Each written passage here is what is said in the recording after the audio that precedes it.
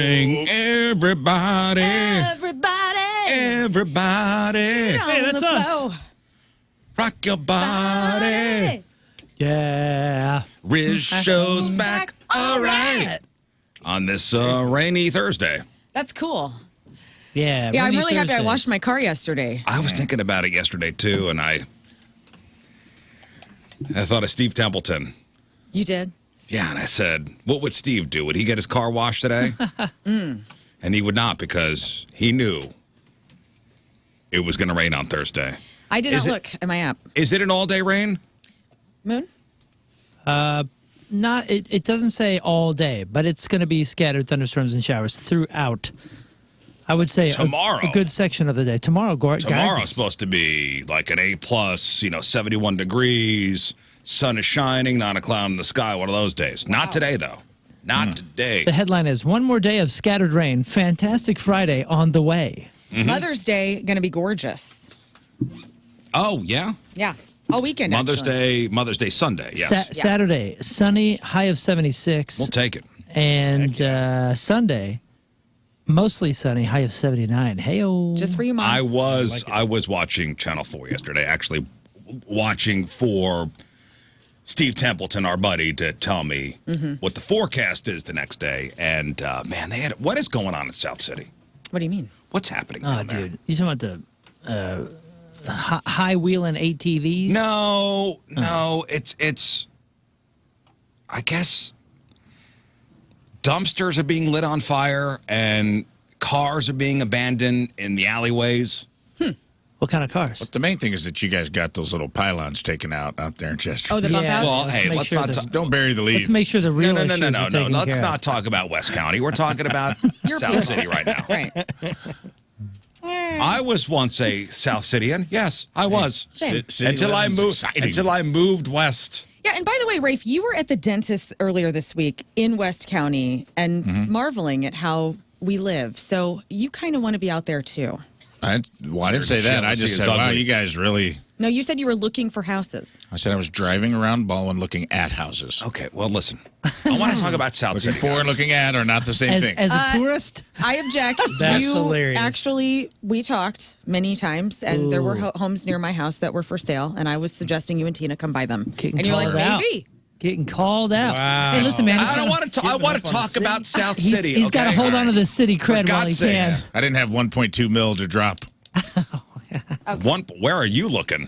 My street. Somebody on her street built a house that was like 10 times. Oh, my gosh. It was beautiful. And I go, oh, look at this. You have a house that's 1.2 mil on your street? Look, Must be nice. Well, I they live left. a life of luxury. She's doing okay. I know where you live. They left because I of the live bump behind outs. Pasta House. You live behind a pasta house.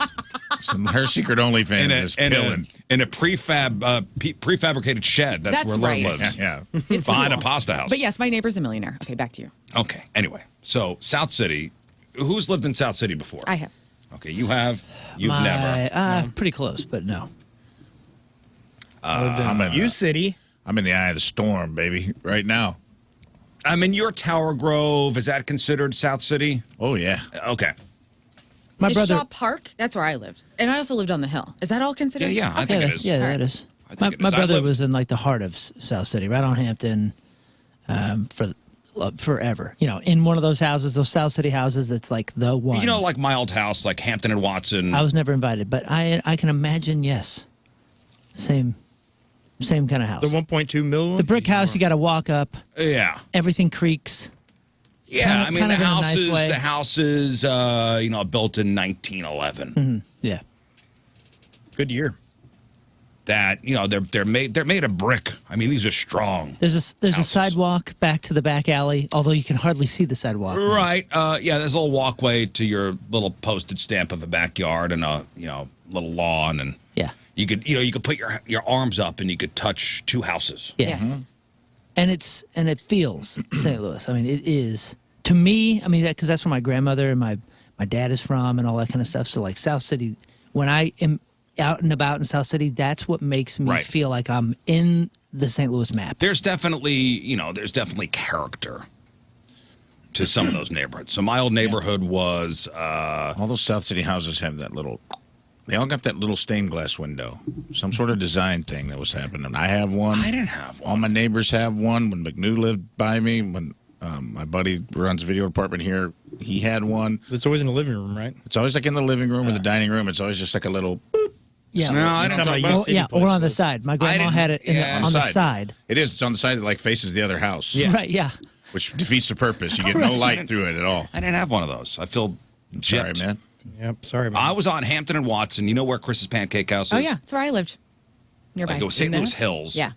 I was on the street, literally right behind Chris's Pancake House. I would actually be able to put on a Sunday, put my name on the list for breakfast and then walk back to my house. Did you go to the Wash U laundromat that was on Hampton? No, I had my own. I know. Look at me. Whoa. My own washer and dryer. I know. All right, never mind. Nice. In the basement that was constantly wet. Anyway. So on the other side of the street was, an alleyway. And that's where the dumpster was. So you'd have to walk your garbage bags over to the dumpster in the alley. Yeah. And listen, at night sometimes it was like, ooh, what's going on back here? Yeah, like cats and You hear homeless folk. like a rustling and a bustling sometimes, and like, ooh, what is? I don't love it. I don't love going out here. You won't catch me in the alley at nighttime nowhere. All right. No, but there was I'll be a story on KMOV yesterday that got my attention. I was in my bedroom just tooling around, putting away laundry, and so here I'll play a little of the story here. In a South City And the headline is Torched Dumpsters, Abandoned Cars, and Vagrancy Issues Frustrate South City Neighborhood. neighborhood continues to frustrate residents. First, half a car was dumped, then a boat, and now things are being set on fire. The chaos has neighbors demanding more be done to stop this criminal activity. This is happening near Molenhof and Blow in Princeton Heights. Our Nathan Vickers is hearing from residents about the issues, and we do want to warn you, some of the activities happening are graphic. Okay, so I hear that. God. I hear that. Oh, wow. I hear They're that in the like, sit down background. to get their popcorn out. All right, here we go. Volume up. What a teaser. Yeah. I hear that in the background. I go, huh? Well, yeah. We apologize for something being so graphic. Is everybody sits down and prepares. Yeah, that's Yeah. Dirty Yeah. Mike and the boys. Wow. Show me more. I think I was folding socks, and then I was like, huh? We warn you that some of the activities described may be graphic. I'll go, okay, Get my you got wine me. KMOV, you hooked me. Mm-hmm. What could possibly be going on It's South City. in the South City alleyways? This is exciting. Scott, are you sitting down? Oh, let me sit down. Would anybody like to fashion a guess? Rafe, these are your people. Well, what's the movie where they find his car abandoned and he's like, they left a note for Dirty Mike and the boys? I mean, you're currently in the thick of it, so I really am. What do you- I mean, what- it's- what's going on there? I would say, man, if I had to guess, I mean, my neighbor's out there in the alley always. Oh, yeah. Yeah, But this he's is my cleaning. guess is this. Sometimes he's cleaning. He was setting a mop bucket on fire one night. One of those yellow mop buckets. He started a fire in it. I had to yell at him and be like, "It's 1 a.m., dude. Like, No fires. crack never sleeps. No- How no about fires. no fires in mop buckets No tonight? fires past 9 p.m., man. You know the rules. Crack, don't sleep. Crack, don't sleep. Crack, don't sleep. Crack no sleep, but good God, man, show a little bit of decorum. I would say it's graphic, huh? Yeah, I mean, a viewer warning. This is the 4 o'clock newscast. And you just Man. mentioned dumpster fires. Yeah, I mean, Half a car's torch getting dumped. dumpsters, abandoned cars, vagrancy issues. I did see that half a car on Reddit, like in the St. Louis feed. I was like, oh, man. Because I just thought, oh, there was a wreck, and they just left the back half No, of the I car. think the story is the whole car was there at one point, and then They sawed it in half? someone- yeah, What? Whoa. Hey, man, those little catalytic converter saws, they can do a world of Yes. wonder on a... They can. Dude, you know how we were talking about yesterday, the chick who crapped on the car? Like, this is the next level to that. Like, one day you're crapping on cars, next day you're cutting your ex's cars in half.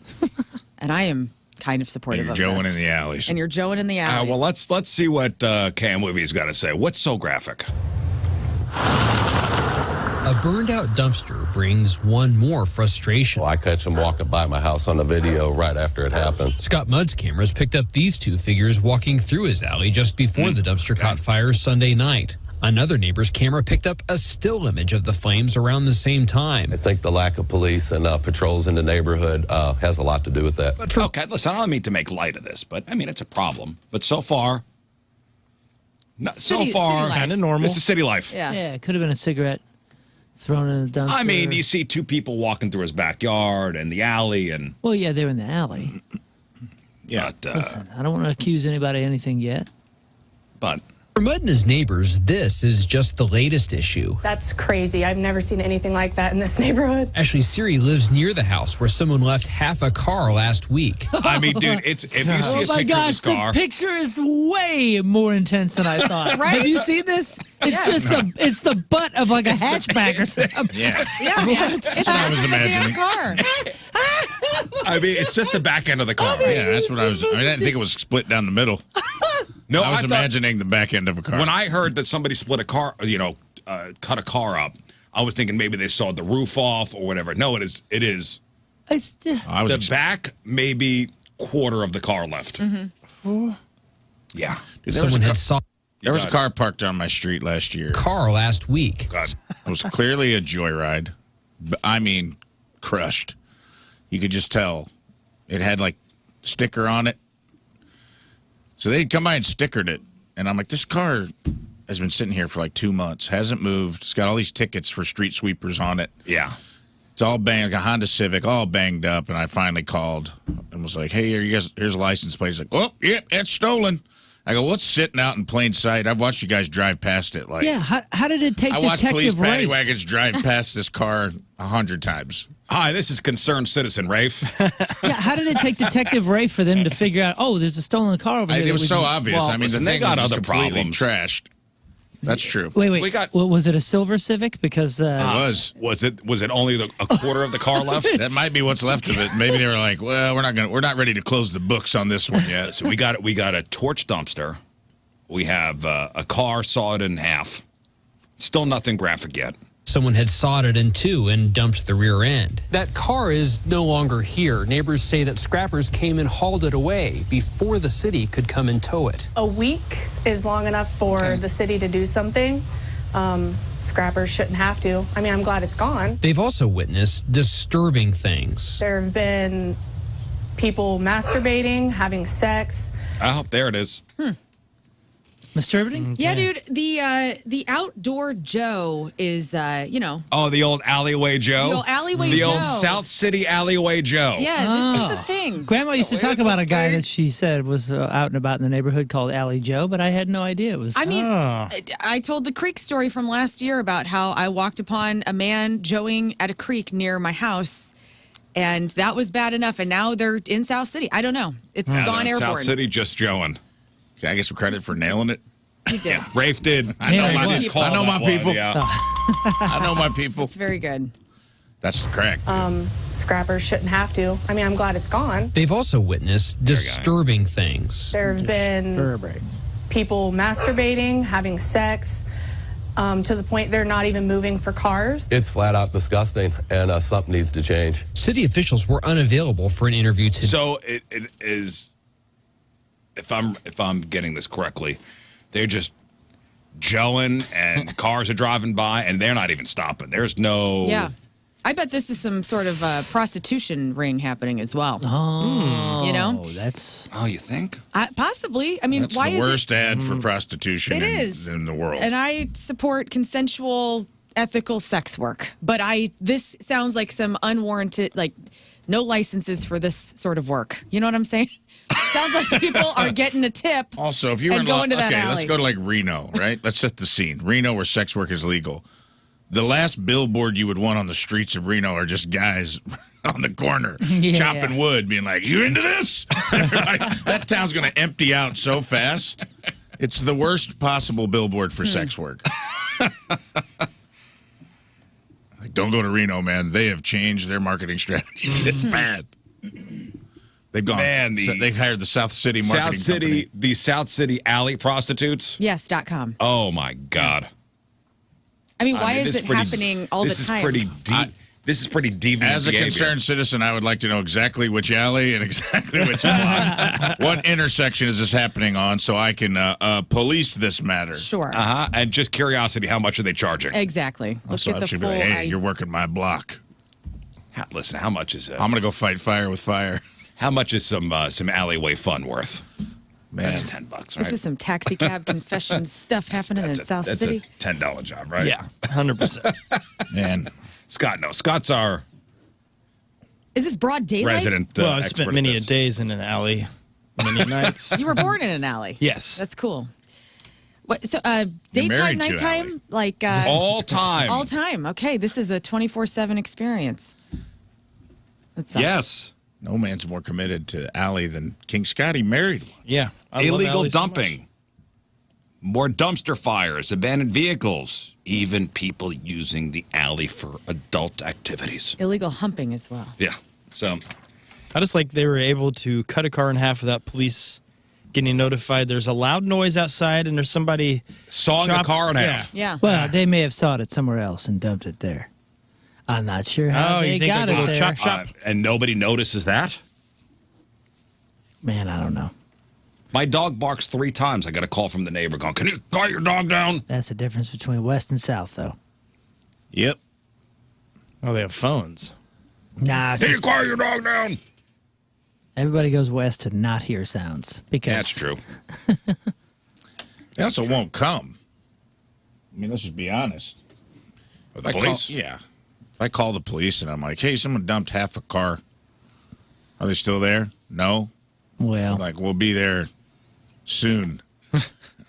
You ain't never seen it. Ain't never coming. Is No, when you call and you go, "Hey, somebody just dumped a car in the street." there a body in it? No. No, when they go, and Yeah. yeah, no kidding. hey, man, somebody just broke into my car. And are you gonna come out and do some investigating? Nah. We got bigger fish to fry. It's a man joeing in the alley, and you're worried about. There's a man joeing in an alley in South City. I hate and that. you're concerned about somebody stole the change out of your cup holder in your Honda Civic. Tell you what, tell you what. as a ambassador of the South City, I will get in my ghillie suit and get my Red Ryder BB gun and just start roaming the alleys and picking these guys off one by one. I like it. What's the South City ghillie suit have on it, though? South City ghillie It's not suit. going to have leaves. No, it's not going to be leaves. No. The South City ghillie suit looks way different, dude. Yeah, what are you gluing on yourself? I got like basically about 24 pack of toasted ravioli hanging off, glued all over my face. It's 4 Louise's Yes. toasted ravioli boxes. Yeah, Just little empty labs. boxes. it's made completely of loose catalytic converters. Some half-smoked I'll be cigarettes. clanging around. They'll never Cigarette notice butts. me. Yeah, ciggies, Oh, man. parking tickets. Yep. A Cardinals logo somewhere. Oh yeah, dude. But it'll be a Cardinals logo that's From the made to look 80s. Irish. yeah, but it's from 85. But somehow have a 4-leaf clover on it. Oh, man. What are we doing, guys? Clean it up. Hey, So Clean beware it if up. you're out there with your equipment in hand, you might catch a stray BB right on the tip. Oh, man. goodness. That's right. On the tip. And know that is Swamp Justice come to visit South City. I don't know. I would think just a hose. Just hose them down. Get out of here. Go do that somewhere else. This is the only place. See, we don't stand for that in West County, Rafe. What's that? That shot. I could have swore that abandoned shopping cart produced a weapon. That's Rafe. That's like right. the Batman of... Yeah. My suit. Instead of Iron Man, I just look like an abandoned shopping cart. No one notices. They're in every alley. Somebody told me it was third shift workers' day. today? Yeah, but I think it's actually next week, and I don't know. It's either next week or today. I don't know. Time works a little differently for third shifters. Yeah. I know, and I did want to recognize the third shifters out there who may be just getting off work now, Dude, maybe on their way home right now, I got a bunch or of they have friends. another half hour left to work. They work the 11 p to 7 a shift. I got a bunch of friends that are working third shift right now, and one of them One of them is in the, was it National Guard? Yeah. Or he's reserves? I think he's reserves. And this dude works all through the night and then worked the weekend and then left after work on the weekend and went straight down to base to report for the reserves and is doing like, you know, whatever they got to do for a number of weeks. Coming right back and going to third shift. I was like, dude. Yeah, but if he's a reservist, what does he do it like once, every couple months? I don't know. They said he used the word deployed, so I don't know. Oh. I don't know what that is. Oh. But it's something much more serious. It's not the weekends. Oh, it's not. Okay. He's not like working the reserves or reporting or so whatever it is. If you're deployed, you're being He got deployed. sent somewhere. That's your job. He got sent somewhere. Ooh. It's usually like Dang. if a unit gets deployed, they'll usually go to like do a 1 year. A lot of times they'll do a rotation overseas somewhere to relieve people. Anybody here work third shift ever? I have. Yes. I mean, I've done like overnights. So really third shift. I did at this radio station. Night shift or graveyard shift typically covers work hours, from late evening through early morning, usually, 11 p.m. to 7 a.m. But on a consistent. Yeah, I did it for over a year. And not during the week. I did it, was it Fridays, Saturdays, Sundays? I'm talking during the week. I mean, I did overnights on a radio station, during the week. And I worked third shift at a Chrysler parts plant. Mm-hmm. And it is a different lifestyle. Yeah, it's subterranean. Mm-hmm. It is a weird. different lifestyle. People look a little different. Some people love it. Less melanin showing. Some people love working third shift. Like I had, I have a cousin who worked third shift at the Chrysler plant for a long, long time, and he gets to retire at 50. Dang. Yeah, Not bad. because he was doing it since he was 20. Well, it takes a certain type of people, a person, and not everybody can do it. It's like touring or traveling for a living. Everybody thinks like, oh, I could do that, and then you get into it and you can't do it. And I'll tell you, I knew a dude that couldn't do it, and it's because he was working third shift. He was about 6 months into it, and we were the morning crew. He was the third shifter, and we watched him run over a lady because he fell asleep at the wheel. Oh, leaving yeah. work. Well, you need to adjust your lifestyle to fit. Just a little. Yeah, he couldn't adjust and was like, I'm super tired by the time I'm in work. We're like, well, then you haven't built yourself up for this. Find another. Yeah, I did an entire position. 3-month summer doing the third shift for the Chrysler plant.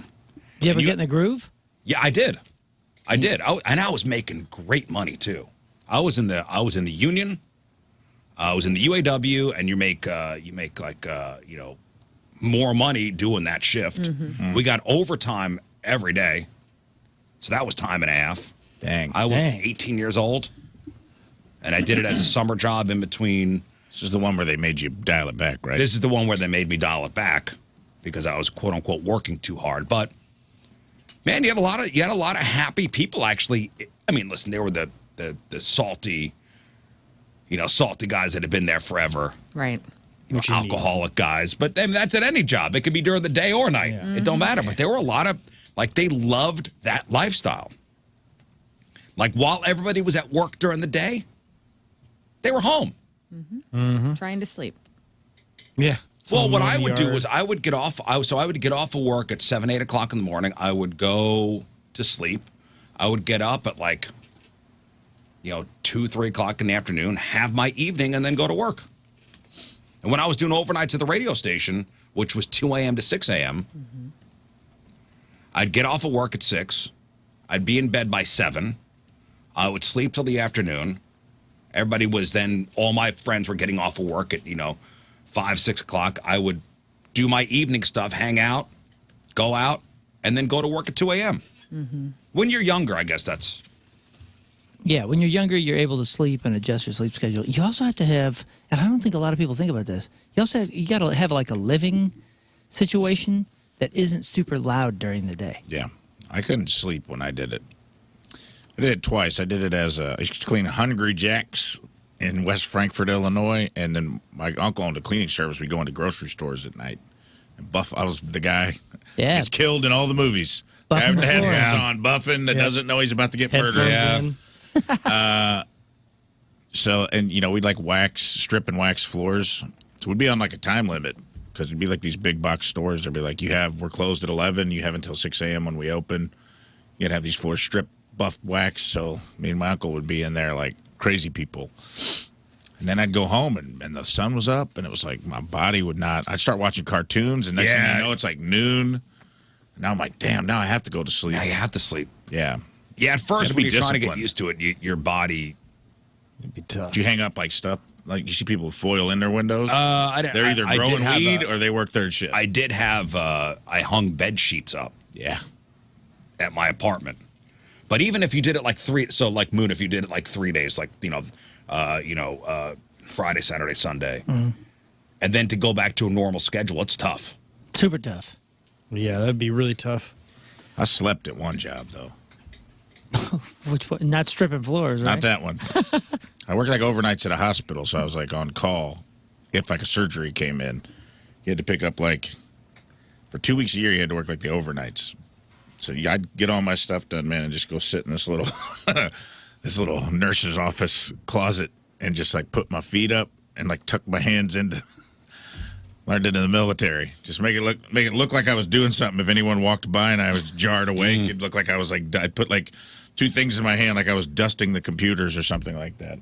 But there was no one around. I could have probably laid in the floor and no one would. Well, you may see, third shifters, because listen, it matters because third shift workers keep essential services running 24/7, often sacrificing, regular sleep patterns and family time. And, I do want to acknowledge their hard work.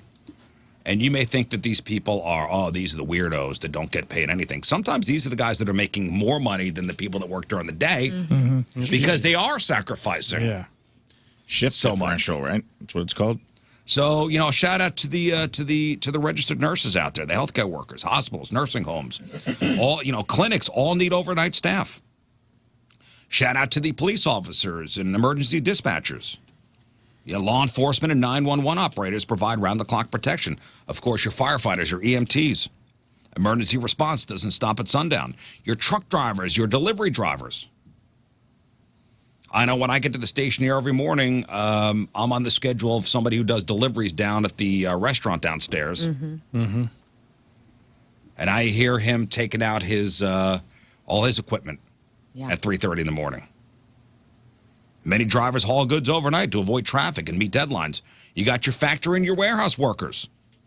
Manufacturing and logistics often require overnight shifts to keep up with demand. Your security guards, that's right. Office buildings, malls, industrial sites need overnight security.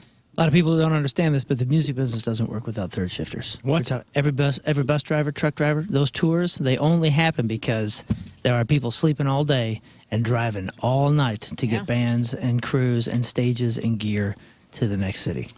Your 24/7 call center workers. Companies with global customers need night shift support. Your hotel front desk clerks. Your hospitality workers.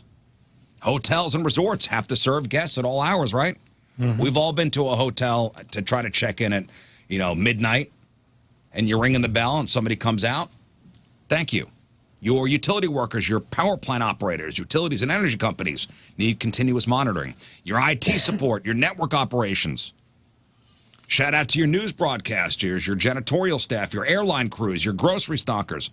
All keep society humming while most people are asleep. So we salute you. We do. I made third shift workers. Oh, sorry, go on. I made the ultimate sacrifice once a quarter whenever I worked at Prada, and I'd have to stay all night there while they tore out the front of the store. They'd rebuild the whole window thing. Oh, you poor And thing. it was just tough to be in the mall all by yourself. And watch them do it. And watch them put those Prada handbags out. Awful. Oh, you just poor made sure thing. they didn't steal any bags. That's all they paid me a ton of money to do that. And I Thank you thanked for them. keeping society running. You're welcome. While they put those expensive handbags out on the window. Thank you for your service. Thank you Scott. for your service. But it was a small store, so I still got to work the next day. Did they have like a ceremony or anything for you at the end? They should have had a proper send-off. Is this when they had the weird Prada mannequins? I feel like Prada always had strange mannequins. Yeah, they like in the to store. keep them very weird. They would switch them out quite often. Terrifying. Yeah, they spent way too much money on that. So, A man of the people. Thank you, Scott. You're welcome. Thank you for all you've thank you for what you've done. it was terrible. I will say that. It was air conditioned and well dressed, Yeah. and it was terrible. A lot I of had Beverly Wi-Fi, Hills. watched movies. A lot of Beverly Hills housewives would have been shocked the next day. Yes. You wouldn't have been able to tell because of all the Botox, but they would have been. Had the latest Prada bags not been in that window. Oh, man. man. Hell Their eyes would have slightly Rich opened. Riot. Yeah, it's a new season. You got to get that new bag in there, especially that rare one. Hey, speaking of work, this had me laughing this morning. I guess we're not allowed to compare people to Sith Lords anymore. As somebody who went to Star Wars land recently. What do you mean? Somebody's offended? So this woman in England just took one of her co-workers and the company she works for to court because one of her co-workers compared her to Darth Vader. Uh-oh. Are they wrong? Hear me out. Yeah. You tell me if this woman's got a case. So her name is Lorna Rook. She was working as a supervisor at a blood donation center back in 2021 when a handful of people on her team took one of those online personality tests for fun. You know, like something you might see on like BuzzFeed, like which Friends character am I? Yeah. And you answer a couple silly questions and, I'm a Joey. Oh, exciting. Oh, you're a Phoebe. So it was a Myers-Briggs test with a Star Wars theme. A jokey thing. It was supposed to tell you what Star Wars character you were. So she was on the phone, wasn't around to take the test for yourself. So one of her coworkers answered the questions for her, and then announced to everyone that Lorna had a Darth Vader-like personality. And the test actually spun it in a good way. It said being a Darth Vader meant you were, quote, a very focused individual who could bring teams together. Because really, that's what Darth Vader did. Yeah. Right. I know. He was a uniter. But, Gosh, what a good guy. one day we will have like the wicked version for Darth. You know what I'm saying? He Like the Wizard of misunderstood. Oz. Yeah, he was misunderstood. Well, we all saw the prequels. He's a misunderstood guy. Daddy issues. It's fine. But Lorna said it made her feel unpopular at work. She quit the next day, and then she filed a lawsuit, which is, let's be honest, That's not very Vader. something Darth would totally. You think so? I don't think that's very Vader-like. Very much. He took it to Darth Vader and Judge Judy. So Lorna took her company to court and her coworkers, and a judge heard the case and awarded her money. Wow. The judge says that her being compared to Darth Vader and doing this personality test without her consent created a hostile work environment. They said Darth Vader is a legendary villain of the Star Wars series, and being aligned with his personality is insulting. Here's $40,000. Yeah. Please go away. That's incredible. I think the company needs better lawyers. Yeah. I mean, I think that the moral of the story is this company chose poorly. Here's $40,000. I mean, come on. There are 3 movies plus the ending of Return of the Jedi, all to fight back and be like, no, we meant this is a good thing. Well, and again, he's the greatest star pilot in the universe. It tried to spin it as an okay thing, like, yeah, you bring teams together. Yeah. You're not Jar Jar. Imagine. Yeah, the Oh, ultimate that would Sith be- Lord. The Sith Overlord. This reminds me, I had pulled this for something else, but it's right online. I found this on Reddit. And it's like, I'm going to read the post here. I'm 33, recently found out some of my colleagues have been using ChatGPT to write fan fiction about me. First, I thought it was kind of funny, but they've exaggerated my personality and characteristics to the point that I'm portrayed as a bit foolish. The fan fiction is a trilogy of film scripts where I'm always the villain, and a younger colleague and I have been in competition for a promotion with our department is the hero. What started as a joke spread through the organization of over 100 people. Now I'm regularly referred to as the Wiggler. Often by people I hardly know. It pisses me off. I'll see someone out on the hallway be like, "What up, Wiggler?" I'm not entirely sure why. Someone mentioned it might be because of the uneven gait I walk with, which hurts even worse. But it's become a label that I really don't like or want. My wife is also upset, thinking it might be a pet name of some sort with a work girlfriend, which isn't true. God. But now it's causing me problems at home. People call me up and leave messages for the Wiggler. That is awesome. You got to lean into it, buddy. Either. Come on, That's man. the part, dude. Final straw this morning during a Zoom call with the whole company. The CEO referred to me as the Wiggler. Everybody started laughing. I lost my esh. I told everyone to go F themselves and then slammed my laptop shut. After the call, I was so angry I sent a long message into our work Slack channel about calling out the boss and my younger colleague shortly after I was removed from the Slack channel. Since then, the CEO has called me 3 times. I've ignored them. I'm really anxious about going back to work tomorrow. I'm thinking of calling in sick, and I might just quit. Oh, the Wiggler sounds like a giant baby. Oh, Dude, come on, Wiggler. You got to understand, man. Like, the world is not a fair place. And sometimes it deals you something like the Wiggler or whatever. Or sometimes you're Darth Vader. And exactly. And you have Darth Vader doesn't sound so bad. You have to turn that into a superpower. Turn that into a positive. It does work. You are now known throughout the company. What up, Wiggler? Sometimes people work their entire careers to be known throughout the company. Someone has done it for you. Wow. Yeah, you just hit the Use it to lottery. your advantage. Use it as fuel. Build a Well, new it's not rocket. exactly how you want to be known. Sorry, you didn't get to choose every little thing that happened in your life. Well, notoriety, could be a good thing and a bad thing. Yeah. It sure can. You could be known for being, the office superstar and, closing the big deal. Or you could be known, Stinky balls. for the guy that, that smells bad or But you have the power to turn it into a good thing or fight it. And blew up the bathroom and the boss walked in after. I mean, I don't want to be known as that. You've already lost, though. You've already lost. So why fight a battle that's already lost? Turn it into a new battle. So if I'm known for an embarrassing thing, the Wiggler is hysterical. And You that can is hysterical. easily turn that into That something is an good. awesome thing. Well, that's why I also think everyone should have to spend a year or two in maybe middle school with red hair, so you all get to experience what life is like that. And then also, my nickname in middle school, someone gave me Potty, and that ended up working to my advantage. Like Moon said, like everyone in the school knew who I was, and my middle school years were incredible. Like I had a fun time. You got to turn it into That's lean 3 into years. That's not a 25-year work career. No, but it does work. You start turning around because everyone in here. What do you guys always say about middle school? It's the Worst. worst. But for me, it was one of my favorite well, moments. when you also become a giant baby about it, Yeah. then people will use that against toughen you. up a little. And that's what happens when you fight something. you Uh-oh, can't the control. Wiggler's mad. They were talking when he got out of the Slack. Of Oh, yeah. course. Oh, everybody had a good It laugh. was Dude, he wrote him a whole new episode. Oh, he did. There's a Wiggler spinoff, I love the fact that somebody's writing fan fiction about Yeah. about and it's office, a trilogy. about office workers. I think he's more mad that his coworker is the hero, the one that he's like up against for a promotion. Anything can happen. Look at any story. The bad guy is ultimately the good guy in the end if it's written it's written right. I'd rather be Darth. This woman here won $40,000 Yeah, that's wild. Bad lawyers. for being butthurt over being called Darth Vader on a stupid BuzzFeed or whatever personality test. I love a Myers-Briggs test, though. That's really fun. That's where you find out if you're an introvert or an extrovert, like an ENFJ. That's my little combo.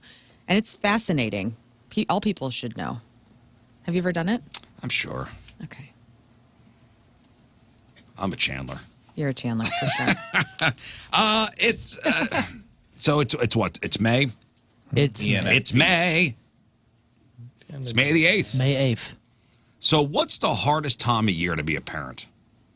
Is it summer because your kids aren't in school? Is it during the Christmas season? My wife would say summer because she works from home. Because I'm looking at this article here, and a lot of parents are saying the hardest time of the year is right now, is the lead up to summer. It's not summer. It's not Christmas. It's right now. Right now. It's right now. End of school year is harder. The end of school is it harder than back to school for parents? I think end of school is. Really? Summer plans are being made right now. A lot of pressure. Stuff like sports and summer camps and summer vacations are all being planned right now. The average parent starts feeling the end of school stress 28 days before the school year ends. So most parents are in it right now. Yeah, I guess you are pointing out something that has become pretty obvious. I feel like every other day something else pops up for the summer that's ruining our plans. Like we're trying to do a family trip, right? We're trying to do this, we're trying to do that. Everything's being ruined because, oh yeah, we have this camp, she has this camp, he has this camp. Oh, this camp now has been moved to. I mean, you're right, dude. You got the schedule out, you got the calendar out, and it's already full. And you're trying to line things up. Yeah, you're right. Now we're shuffling. I guess I changed my mind. This is the toughest. Yeah, this is the toughest part. And it's probably tough on the kids because they just want to be done. Oh, the kids. They just want to get to summer. Remember that? They could see the light at the end of the tunnel. I know. And 0 Fs are being given. Like all of the studying and the things that the kids are learning. And I bet educators know that. And so hopefully all the bulk of the things that they want them to leave the year with is in the beginning or middle and not at the end. Well, attention's gone. Here's the yin and the yang. So my daughter's in 8th grade, so she goes to high school next year. So 8th grade, final year of middle school. Mm-hmm. She's got the relief of finally done with that. And now it's like it's garbage time for them. Like she had a trip, she had a class trip yesterday to some Civil War thing, and tomorrow they're going to main event. Ah, nice. That's fun. Okay. Yeah. And my son, who was up late last night studying because he's got an AP test. Cool. So you got the one kid truly stressed out for testing and finals and stuff, and you got the other kid going, screw it. It's the Screw best. it. That's fun. So your daughter will be going into high school. Right. Is she nervous about that? She has not made it known that she is. Okay. Maybe she is. Because she hasn't shown it. That always was a big deal. I moved to Columbia for 8th grade, so I had like a buffer year before going to high school to be with the people I was going to be with. But I don't know. I feel like 8th graders, they get nervous, some of them, for going For me, into high moving school. from middle school, well, it was junior high, so it was 7th and 8th to high school. Was that hard? Was a relief. I was super excited. I don't think I was nervous at all. Same class and every. Or did you get more kids in high school, or less kids? Less kids. Oh wow. All right. Yeah, I wanted out of junior high, dude. That was like getting out of prison. Oh yeah. Me too. I didn't care what was next. Our junior Me high. neither, dude. That's a good way to put it. I did not care. I'm like, whatever high school is can't be worse than this. Our junior high fed 2 high schools. But I'm curious. I never had to be the new kid. Was that hard? Especially in 8th hard. grade. Yeah, I was. I mean, Not the I got made fun not the of. most welcoming group of people. No, it is not. And I, I always talk about how I looked like the 4th brother for Hanson, and so the kids would sing "Mbop" to me in the hallways. You got to lean into it. Screw that song. You were the still. Wiggler. I was the Wiggler. You were the bopper. You were But the then Wiggler. What up, I Bopper? found my buddy Cassie. She took me in. She was like really popular, and so she was my lifeboat. Honestly, if it wasn't for her, I don't think I would have survived 8th grade. But yeah, it was fine. It was like maybe a month of badness, and then it was fine. My wife changed schools. I don't know, like four times. Not just schools, but cities, states, even. She was all over the country, and she said they were Tough being witness protection. Yeah, she said that they were all awful. Like all the switches were awful. But at the same time, she would usually be at a school that after a few years she didn't like, kind of like middle school. So she was kind of like, well, reset. Maybe the next one won't be as bad as an adventure. No, as it was this just last one. anytime a new kid came in, it was like I was witnessing a science experiment. Do you know what I mean? Like, I was never mean to them. I was usually ambivalent. You kind of watch it. You just kind of, but you're watching. You're just like, what's up with this guy? He just did a roundhouse kick and kicked his locker shut. Day 1. How are things going to go for him? You just see what their behavior was like and be like, well, it was like someone from another planet. When you go to a small school, you're just like, where's this kid from? What's their deal? I started my sophomore year in a whole new town.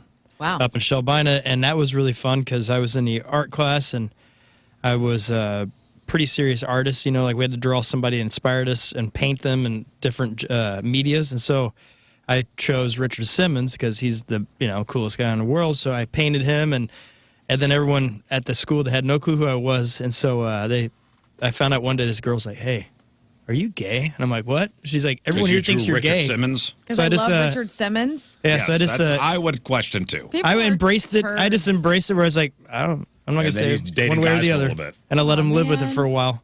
I was like, this is great. Yeah, I embraced it and I dated guys for a little bit. Yeah, it was good. Yeah. Chuck was a nice man. On the instant And feedback. Brayston had a 4-year relationship with a man. Brunt's like, the boy's stressed out because his parents made him go to Disney for a week instead of studying. Yeah, see? Yeah, that is true. It's your fault. 100% true. All your kid wants to do is study hard and get out of the house and live his life. All right? Well, I don't know how many times at Disney, and this is hand to God, he goes, this trip couldn't have come at a worse time. I love how serious he He's is. saying it on the roller coaster. This trip couldn't have come at a worse time. Are you having fun? It's just a picture of him in the middle of that sentence at the end of Space With his Mountain. books out. Oh, man. He's got glasses on Space Mountain with a geometry book open. The boy doesn't cuss. He just wants to learn as much as he can and just go. Yeah. He wants to get out. Yeah, this is my son who's not said a curse word, at least in front of me, ever. Yeah. Good kid. Wouldn't do it for $100. Wouldn't do for $100. How far would you go to help a loved one? Let's talk about this. Would you share a major lottery win? Would you stand in line for them at the DMV? Would you donate a kidney? Or go even further and offer to help them move? I don't know. But if you won $100,000, I'd rather do the first 3 than help them move. If you won $100,000 in the lottery, would you share with family? You asking me? Yeah, anybody. Yeah, of course. Yeah, of course. I love my 82% family. of us would. Would you? How much? How Get much? down to the brass tacks here. Okay. Before I don't know. How much? Before we all put Why the don't gold you medal say? How around much? our How necks. much? Is that cash ola or Yeah, after how much are we taxes? winning? I mean, before taxes. 100,000 The 100,000, which is not. I mean, it's not. after So taxes. I mean, it's- 55,000. Yeah. Let's just say That's you it. get 100K. Okay. After taxes. How much you breaking off for family and how much you keeping for yourself? I mean, 100K is not. I'm retiring. No, if I got 100 cash, I would break off 30% for family. Which family? Your kiddos? The most needy. This is getting distributed. Oh, so it's on a need basis. Are we just talking immediate Yeah, family? and Or are I'm we the talking judge. aunts and uncles and cousins and crap? Yeah, you can't let's go. say. I thought we were talking cousins and Where are we things, cutting too. it off? I'm cutting it off at my immediate family. Me too. You can't be. That ain't enough money to be like second cousins. To me. I would cut it off at cousins, Right. so cousins of cousins wouldn't be. No. wouldn't Wait, what? No, Cousin brothers Hey! do not get anything.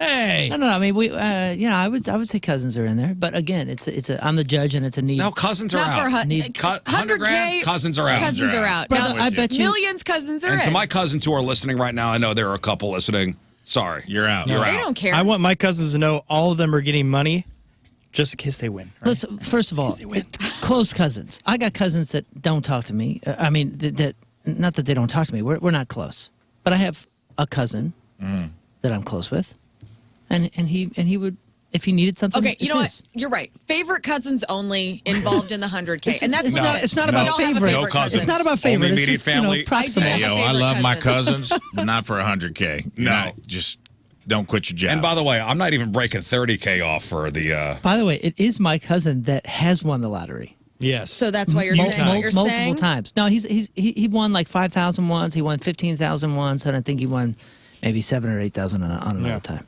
But he never shared. Do you see any of that money? No, absolutely not. But I've never needed it. I've And never asked for can I it. be honest? Even if like my immediate He would give it to me. brother Though. or mother Oh no. or in-laws, they were like, "Hey, you won the lottery, huh? How about a little something, something?" Well, Oh, right. 10K You got over some here. friggin' nerve. It's only $100,000. None of my family would ask. They're just not those people. Right. And this dude. Yeah, nobody would ask. This dude that's one, if I ever asked him for money, even if he didn't have it, he would figure out how to give it to me. I bet you. And that's one of the reasons that he's in my mind saying, yeah, if he needed it, it's his. If you ask, you're out. Oh, for sure. Like giving it is one thing, like in a card. Like, hey, Ma, here's $10,000 to get yourself something nice. Right. That's sweet. That's favorite That's child sweet. energy. Yes. Yes. Dude, I come from That's a the family. exact amount I would break off too. Yeah, you 10 just grand. nailed it. I come from a family Yeah, that's 10 so grand. old school and so old fashioned that like they're so anti talk money. Like no one talks about money. It's almost like the absolute worst thing you can do, which is probably actually 100% been a detriment to my family because they don't talk about money in any sense. You know what I'm saying? Like, there's no way anybody in our family would ever ask anybody else for money. Okay, so 82% of people, 82% of people say they would share a windfall of $100,000 with close friends and family. What if close friends, we'll throw close friends in there too, or family asked for an organ? Thought about this. Got a piano. And you're like the only match? This is life or death? I mean, I would. Yeah, you kind of have to. Like if my sister Well, I tell you needed what, the something, I would percentages do that. went way down. You're not attending the really? funeral. if Way not. down. I mean, You need my wiener, brother? Can you spare an inch or two? Man, can I sleep on it? So, I mean, a kidney, a lung, a portion of your liver, pancreas, intestine. Depends on the organ, right? A lung is a big Well, give. yeah. That's a big ask. give. Yeah. Kidney, I'll break you off a kidney this afternoon. These are pretty invasive surgeries, too. I mean, They this are. is- All jokes aside, I would do it. Yeah. Yeah, otherwise, how do you show yourself at the funeral?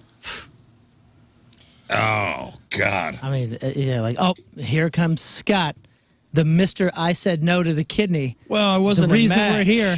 Hey, it's the guest of honor. there he is. Yeah, the reason we're all here Scott today. Rizzuto. Scott Rizzuto. Yeah, thanks a lot. As everybody gets up How at are the those wake. 2 kidneys? Filtering out things. Oh, you got to go to the bathroom, do you? Filtering out waste, as they should. It's a nice lunch we're having, though. Would it depend on who it is for you? Yes. If it was your, I mean, if yeah, It was, it does. It depends. Let's be honest, Let's be honest. It, of course, depends. let's be honest about these cousins. All right, again. cousins. Oh, God. Oh, geez. Only certain of you. I love Only certain 90% of my cousins, but 10% of my cousins talk the most trash. Not all of you. For sure. This is the beauty of being adopted. You can't ask me for nothing. Well, you could be a match. yeah, you No, could be we're a not match. a match. You're Nah, most it likely You a match test to your blood, everybody. not Nah, a match doesn't for work that way. someone. It Nah. does work that way. What about this room? Oh, God. I would give you all a kidney. Oh, thank you. Wow. Yours? You would. Kidney, yes. Would not. I don't think I Nobody would. in this room would ask Kidney, anyway. yes. If I'm being fully honest. Lung, No thanks. Yeah, let's not be. No thanks, no time. No, Thanks, no kidney. First of all, you don't want my kidneys. They've had troubles. And secondly, no, I don't know. I haven't. would you give me a piece of your pancreas? I haven't felt the love from you guys. Am I a piece of your pancreas worthy? I don't think so. That's surprising. I think you got Oh. enough family. Noted. Yeah, but maybe we happen to be a match. You want me to be honest here, I man? bet all of your organs match you two. You know? Me and Rizz. Yeah. We should check it out. You don't want to know this. You don't want no part of this. And then you'd be connected for life. Yeah. What were you know? about to be honest about? I'm saying no. Like you should search your family again. Let's see if there's somebody else there's a match in your family. Okay. Well, listen, now I know. It's fine. I just want to ask. Whatever. You can virtue signal I'll ask all and make day. you tell me If I no. asked an organ from one of you guys, you wouldn't give it to me. I'd give it to you, bud. No, you wouldn't. So full of it. My organs You are don't think I reserved for would give immediate you a family kidney? only. No, I don't. If you were, How would you? If you're in Okay. a dire straits, this kidney's coming over, man. Yeah, right. I'd drop a kidney on damn near anybody if they're a friend. You do it good only if we could do it person. on air. Yeah, I mean, we'd have to do it for content. Yeah, and you need like a parade afterwards and like all of the, Yeah, accolades. Hubbard would be like, "You need to Instagram this. Instagram Yeah, we live got to it." sell We it to gotta a make sponsor. money on it. Somehow we got to make money off this kidney. I mean, I would Kidney whisper in your transplant. ear as you're going out in anesthesia, like, next time you're with your wife, I'll be with you. Think of me. How could you tell somebody no? It's fairly easy. Is it? Well, Yeah, if- man, you got to stand up for something. If I said, dude, listen, I've gone through all my cousins. I'm in and all renal my- failure. I'm in renal failure. You're my I love last. that you're guilt tripping him on this hypothetical. Right You're now. my last hope. Tell me no. Hey, let me think about He's it. gonna die. Okay, now here's Here's the But his I'm- children. but I'm are gonna leaning- have a let me father. think about it Let because me paint the eventually picture. it'll Let me take paint the me picture. Don't paint the picture. Let me paint the picture. All right, give it to me. I'm I'm gonna go serious up. after the show one day, or during one of the commercial breaks. Hey man, can we? What are you doing for lunch later? Can I go come buy you salad? Yeah, sure. Well, Well, no, downstairs. you can take me to Bristol if you're going to be asking for No, it. no, no. You don't know what's Bristol. You don't know what's going on. I know something serious is going on because you wouldn't take me out to lunch otherwise. Hey man, can I? Okay. Why are you laughing? Liz? I thought this was a serious lunch. How about I buy the salad downstairs? Hey, pause for a second. King Scott's got a live coming up. Can you do that? Crushed red. Okay. Crushed All right, red. yeah, Okay, cool, man. $18 salad. $18 Okay. salad. So we go, we get our salads. Yeah. You're getting the tuna palooza. I'm getting whatever. Yeah, right. I'm getting the this pear is on fire with no walnuts. Thank you. Whatever. I've got one right here. I'm getting the Chipotle ranch chicken salad, whatever it is. And we go. We sit in the booth downstairs. You do artichoke dip? Okay. We're gonna sit in the back because I don't want to be. by the Yes, drink- artichoke dip is involved. by the Right on. drink machine. And I go, hey man, you enjoying your salad? I'm really enjoying the salad. Yeah, thank you. Hey, I got a big ask. Listen, I've got some kidney issues, and they say I need a new kidney. I'm so sorry to hear that. And I've got I've gone through all my family members, and they aren't a match. But doctor somehow told me that you are. I got my. You've got my chart password. Actually took a can of Coke out of the trash can by your desk and had him run your DNA. And I'm a perfect match for you? 100%. We always knew you guys were a perfect match, and now For some here's reason, the I'm proof. at this meeting. Okay, well, 100%. my first thought would be, well, Rizz, you're constantly telling me how not special I am, so... But your kidney's very special to me. Well, hang on. You're constantly telling me about how not special I am, so I'm going to use every single ounce of energy I have and every resource that I have to find you a match. Because there's one find out somebody there. else. I am not a unique being. There are other humans similar enough to you and me. And I will use every ounce of energy and resource I have to find you the right kidney. You know why? Because down. hang on. Let me finish this out. I truly love you, man. I want to see you live a long, fruitful life. But not with my And kidney. and be a great father. And I want you to get the best possible kidney. And with my kidney issues and the stones and the cystoscopies that I've endured throughout that, I don't think you deserve. You don't want this kidney. No, you don't want a C or maybe D+ kidney like mine. We're going to get you an A+ one, and I'm going to find it for you. In fact, All right. Okay. after you pay for this salad, I'm going to get to work. Now, Lern, let's put you in the situation. Okay. Lern, Yeah. somehow we figured out that you are my exact kidney match. Who is this doctor? An awesome dog. And I very show up in a lab very coat. unethical. I'm in a lab coat with a stethoscope waving in the corner. Honestly, I know this scenario would never happen because then that would mean that I would be in your life until the end. Like, because we would have to stay in touch, and you don't want that. Would we?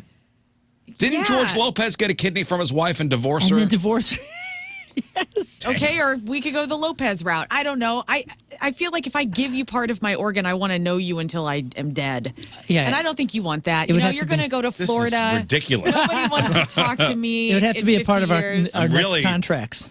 I'm really finding out a lot about you. Like, this is amazing. That I'm doing nobody's it for gonna get... you, man. So I No, don't you're have not to doing annoy it for you. me. I am. Listen, Doing unless it for you, man. Yeah, you, man. not Unless you. there's a Saving it for you, man. If you man needs a kidney, You man gets a kidney, you do All not. right, so if John Hewlett needs a kidney, he I will gets one. give him immediately. Well, Yeah. no one's no going to deny thought. him. unless Because I there's a- know John wants to talk to me until he's dead. Like, I mean, True. we'll go on vacation. True. There needs to be a kidney clause in all of our There's no contracts. kidney. Life. Christmas. Would you every give year me with your you. kidney? Of course I would.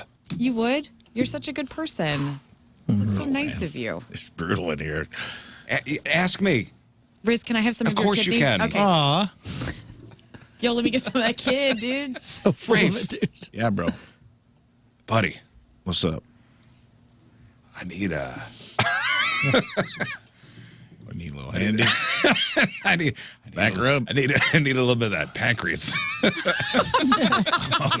got any of that pancreas, dude? Damn, bro. Give me some of that. I mean, I know a guy.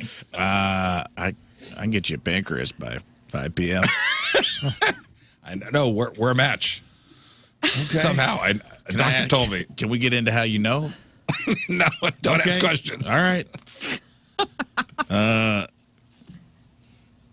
Would a kidney work? No, I need Okay. a little bit of that pancreas. Damn, you're coming for the Creus. Yeah, all right, man. Let's go. I'll drive. I know a guy. Get it Oh, done. so none of yours. No, you get mine. I just know a guy who'll take it for cheap. Yeah, to motion. Oh, Oh, he'll okay. do a good job. He's got ice in his He's got an blood. alley. He's an alley, Hey, South man. City alleyway doctor. I'll give you the Creus, dude. That's thanks, buddy. sweet. Yep. You're a A good lung. dad. What about a lung? Bruh. Already barely breathe. A lung is a big ask. Lung is Yeah, a big but- ask. How do you even remove a lung? But then you're lung bros, you know? Each of you got one lung. Lifelong Lung is a friends. It's like that friendship Did you say necklace. lifelong friends? Yeah. I don't think you do that. I don't think they do that. Lung bros. I don't think they do. Right? I mean, lung transplants, that comes from cadavers or I don't know. donors. I don't know how it I'm not sure you can. Well, this hypothetical, You can give anything. I know Scott's giving me you're giving me a kidney, right, buddy? Dude, 100%. Thanks, man. You're getting one, and the only problem is I'll be out of country for about a year and a half, 2 years, but once I'm back, it's totally yours. And again, if you say that, they're going to be excited, but it'll kind of take care of itself. You don't have to worry about donating. What if your hair starts turning red once you get a little Oh, I that'd be become a neat. redhead. Cool. I'd want to check in on the organ and see how it's doing, like, too much, you know? You don't want that. You don't want the call in, like, 2046 when I'm thinking, let's check in and see how my kidney's How's doing. my kidney? Can I You're talk on the to it? beach with meals, and gloves are grown. You've seen those and- videos where like somebody goes to the wedding of the heart transplant? This guy got my husband's heart. kills me. Oh. She would be doing that with her kidney. Yeah, I'm like, I would be laying up on your belly by your kidney, like listening. Like, I just want to see if it sounds okay. I also feel like you'd be, worrying if I'm taking care of it, I know, right? so you don't want any of Yeah, that. yeah. The upkeep of my friendship and love Yeah. would not go well with you. Every time through you're time. sipping a whiskey, like, whoa, what are you doing to my kidney there? Whoa. Hey, Whoa. hey, I don't know about you, Or I'd have but some sort of like joint custody of it where like you can't move to Florida because you can only stay in the state that I'm in. Yeah. You It know? would piss you off though, if somebody's abusing your organ. yeah, Yeah, I mean, of Of course. course. Yeah, That's that'd be what I was saying annoying. about who it is. Like if you're alcoholic, uncle is just like, I need a liver. I'm like, you gonna stop drinking? Maybe. And I'm just like, well, you can get my liver, dude, if you're just gonna pour liquor all over it. Oh, listen, look up the story of it was a big controversy. Mickey Mantle, former New York Yankee. I mean, he was talking about a guy that Bit of a partied drinker. hard. Yeah. And at the end of his life, he needed a liver transplant, and he was put at like the top of the list. And it was a big controversy because there were people that were waiting for that organ donation, and somehow Mickey Mantle gets one right away. And this is a man that abused his liver for many, many, many years. this article starts with, this is not going well for the slugger. When Mickey Mantle got a liver transplant in June, medical Puritans screamed about the ethics of giving a scarce organ like a liver to someone who had abused his body with alcohol for years. What year was this? This was 95. 95. I remember this like it was yesterday. It Even was the a big deal. It says even the physicians involved were having second thoughts. If they had known the cancer in his liver had already spread to his lungs, they said they would not have given a new liver to the Hall of Fame. Yeah, that's right. So not only did he abuse his liver, but he also had he had cancer that had spread. Yeah, to his lungs, and they gave him, and those are super rare, hard to get Yep. healthy livers for these transplants. And they gave him when he died. Anyway, when did he die? One that not long after. Yeah, because he was already did it say already undergoing chemotherapy for cancer? Getting transfusions for anemia, taking doses of drugs so his body didn't reject the new liver, trying to recover from a horrendous operation. Ooh, boy. Yeah, that is controversial, to say the least. Mantle's liver was destroyed by years of alcohol abuse, the long-standing hepatitis infection, and an aggressive cancerous tumor. There was also a cancer in the lung at the time of the transplant, but the doctors did not know that. They had not detected He died it in yet. 1995. Yeah, so can you take the liver back? I remember I got a new muffler put on my car right before it died, and they took the muffler back. So he died. So what month was it? He died in August of 1995. This surgery was in June of 95. Jeez. Or the article was, I think. Article was. He may have been still No, alive. no. Transplant in June. The August 8th was the article. The He died transplant August happened 13th. in June, and he died a few days later. Goodness. Whoo, boy. Yeah. Wow. That's a rough one. I remember that was a big deal. Like, this celebrity. And meanwhile, somebody over here has finally raised the $200,000 to get a liver transplant and is bumped down the list because Mickey Mantle got it. Right. He had a liver for a couple days. And then died anyway. Yeah, a lot of ethical questions there. I did not know that story. No, and by the way, I don't have anything wrong with me. I'm knocking on wood. Good. Man. I know. I know. I literally have sage in my wife gave me sage to burn. Well, just in let's burn case. Hey, dude. Yeah, great, do your thing. I told you the truth. I'm like an Oregon Costco. Savage. What do you need? What do is you it? need? I'm an Oregon Costco. I got a pallet of organs over here. I'm essentially a blood bag, like from Mad Max Fury Road. I'm a blood bag for my sister. Like if she needs an organ, she's got whatever she wants, she's got it. Because I got to keep her going.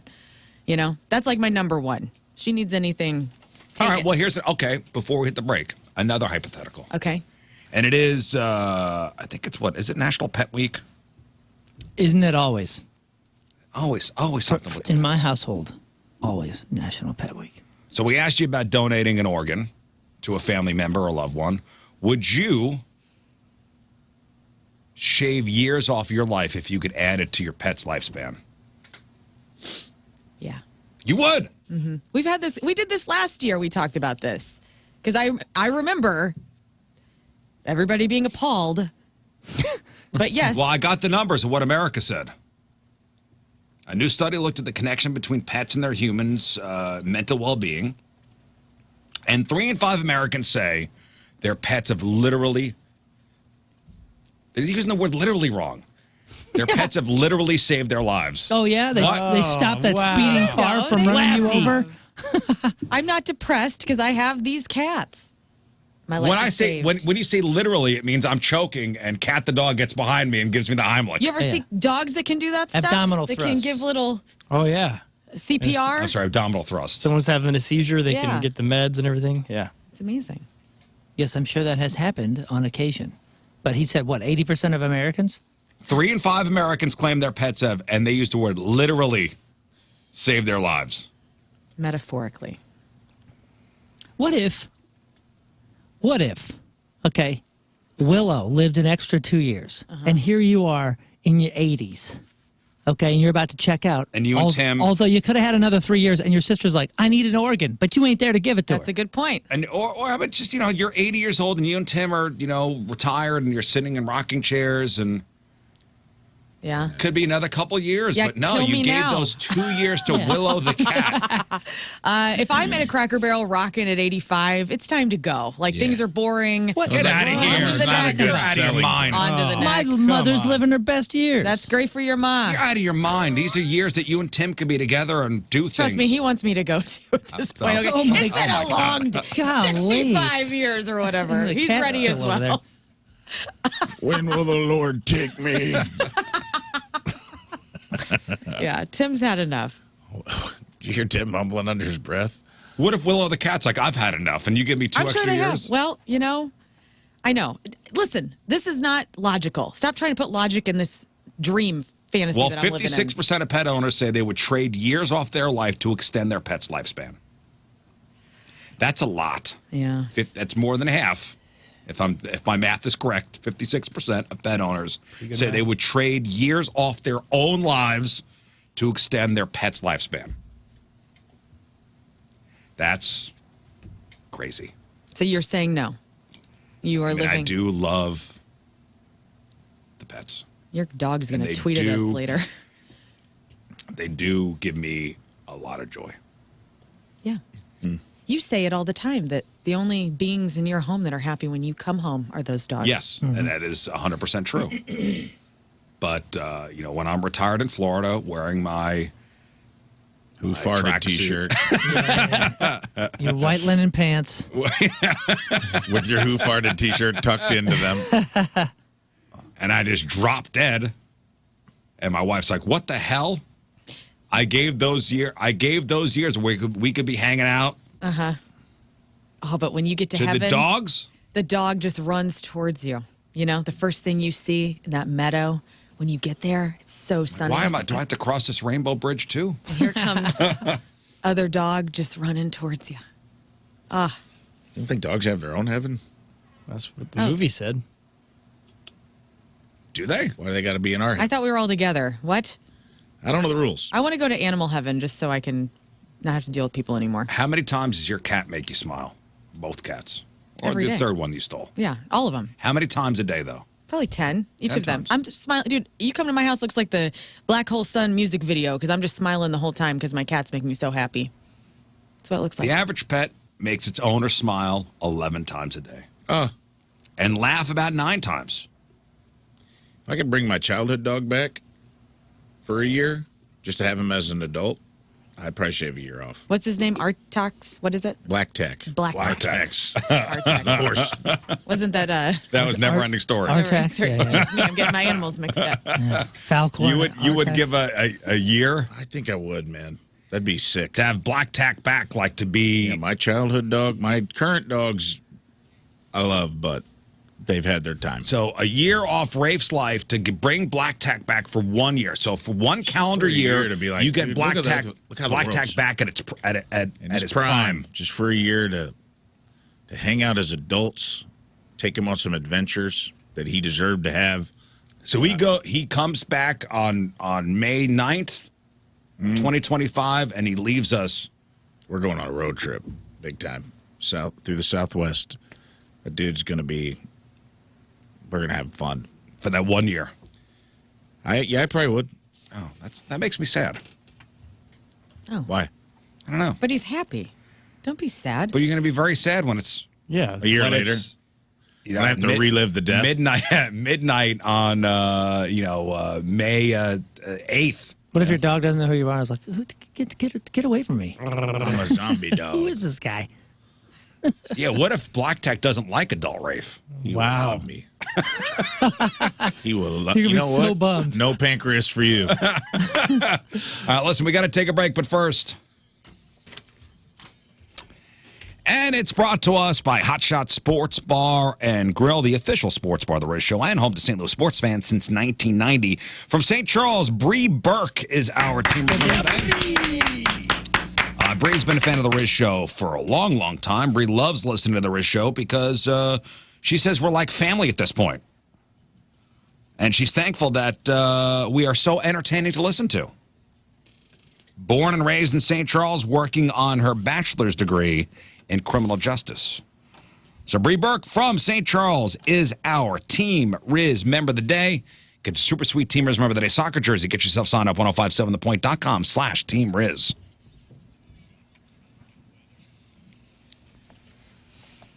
All right, it's 7:21. Crowd on celebrities next. First look at the traffic and weather. Moon coming at you. Traffic is brought to you by Golden Oak Lending. Do you need extra cash? Golden Oak Lending can convert your home's equity into cash in as little as 14 days. Let Golden Oak Lending cure your blues. It looks like we have severe delays. Severe delays in 2 lanes blocked due to a crash 70 eastbound at Convention Center Boulevard. Your point forecast: scattered rain and thunder. High of 72. Right now it's 62 at the Point Studio. Corey brings up a good hypothetical. What about 5 years off your life, but your pet lives as long as you do? Like healthily, Healthily. 5 years off your life. 5 years off your life. And you're presuming that you're going to get till 85, so you're going to get 80 years out of it. What if that's And radio's with you for your whole life. Radio goes when you go. No, I'm not doing that. I'm not playing with fate. Selfish. Even if it's within my power, I'm prepared to lose my animals. I love my animals. And you love your kids. Your wife just texted, radio ran away.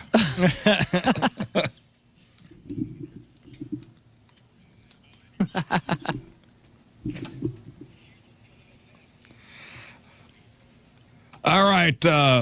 Oh, man. Somebody just like, well, Rafe gives a year off his life for Black Tack back, and he gets hit by a car immediately. Yeah, right in front of the dog. Oh, man. No, the dog gets hit by a car. Oh, that'd be terrible as well. They meant me. No. Like he comes back and then like Meet Joe Black. He watches me get hit by a car and he's like, oh. All right. Lern, what do we got?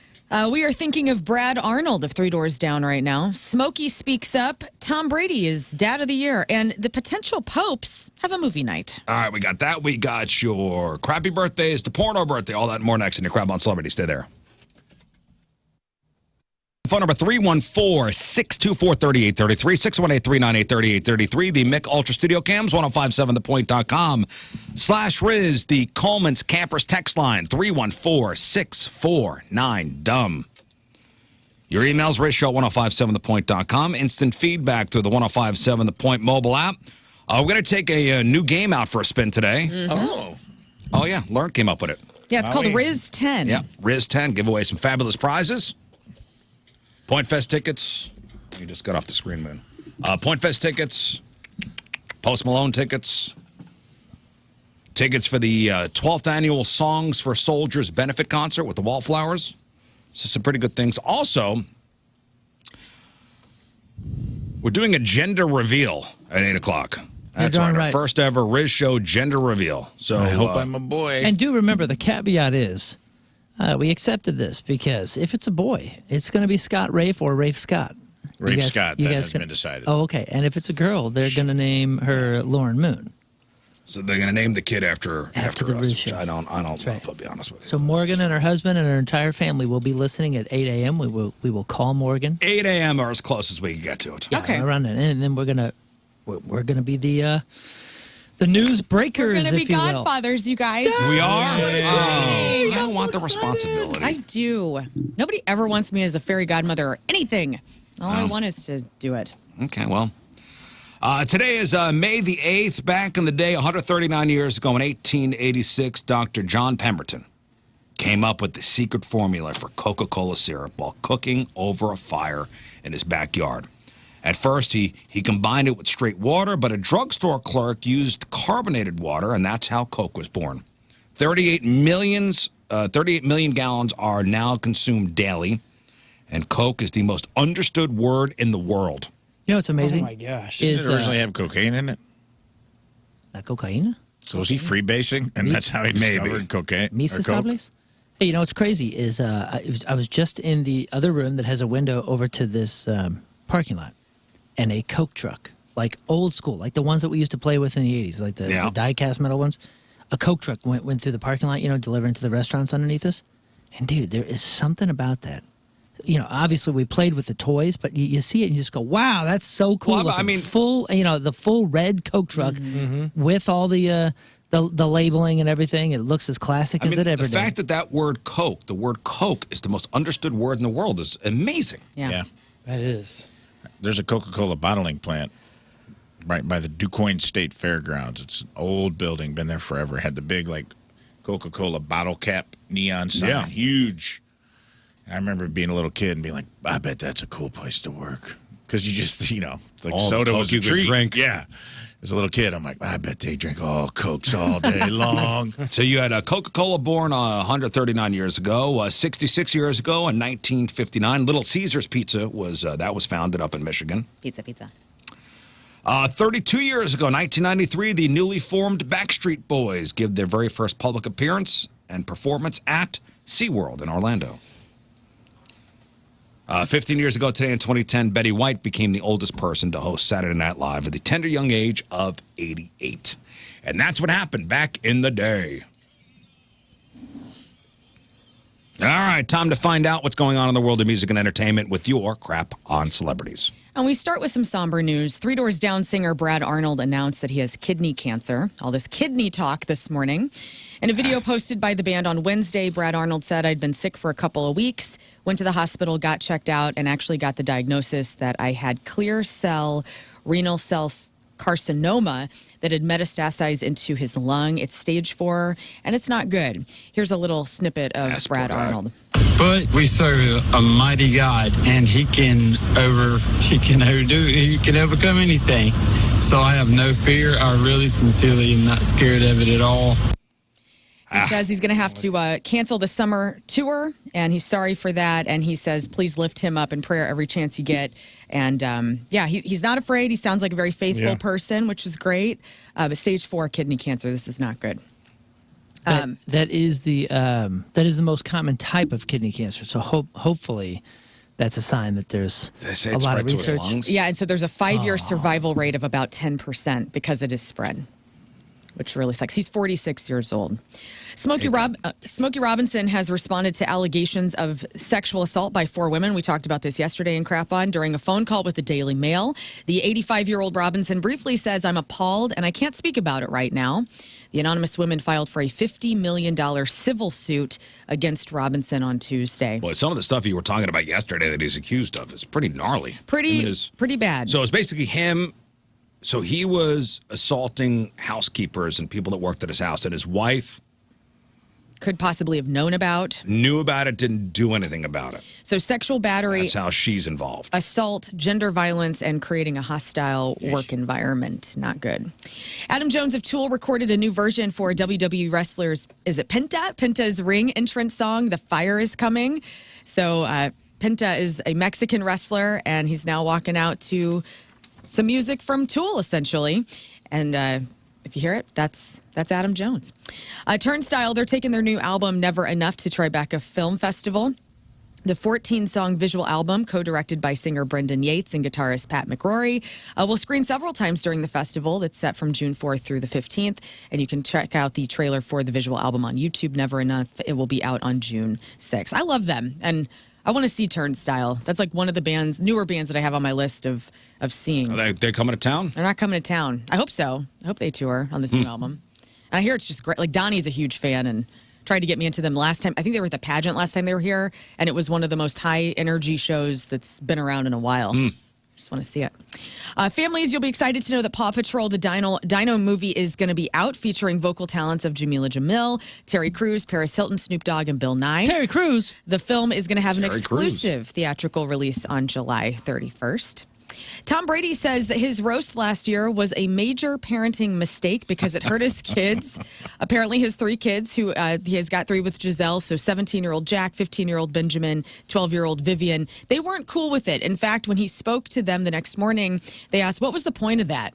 Learning that it was tough on them and it felt like a stake through the heart. Here's Tom Brady on Logan Paul's podcast talking about if he regretted doing the roast. I regret that my kids, it was tough on my kids for sure. I love laughing at myself. It felt like I was in the locker room. But I do understand, like, for my kids, that was really hard. There's some things as a parent you don't realize until after. There's no perfect manual for it. You got to evaluate yourself as a parent, too, all the time. So even though I really enjoyed the show, and when you were in that moment, in that theater that night at the Forum, like, it was electric. We got done. Everybody was on cloud 9. And I think that moment, I'll never forget. And then I'll never forget when I talked to my kids the next day, I felt like a stake through the heart. And then he bought them all new Land Rovers. That's right.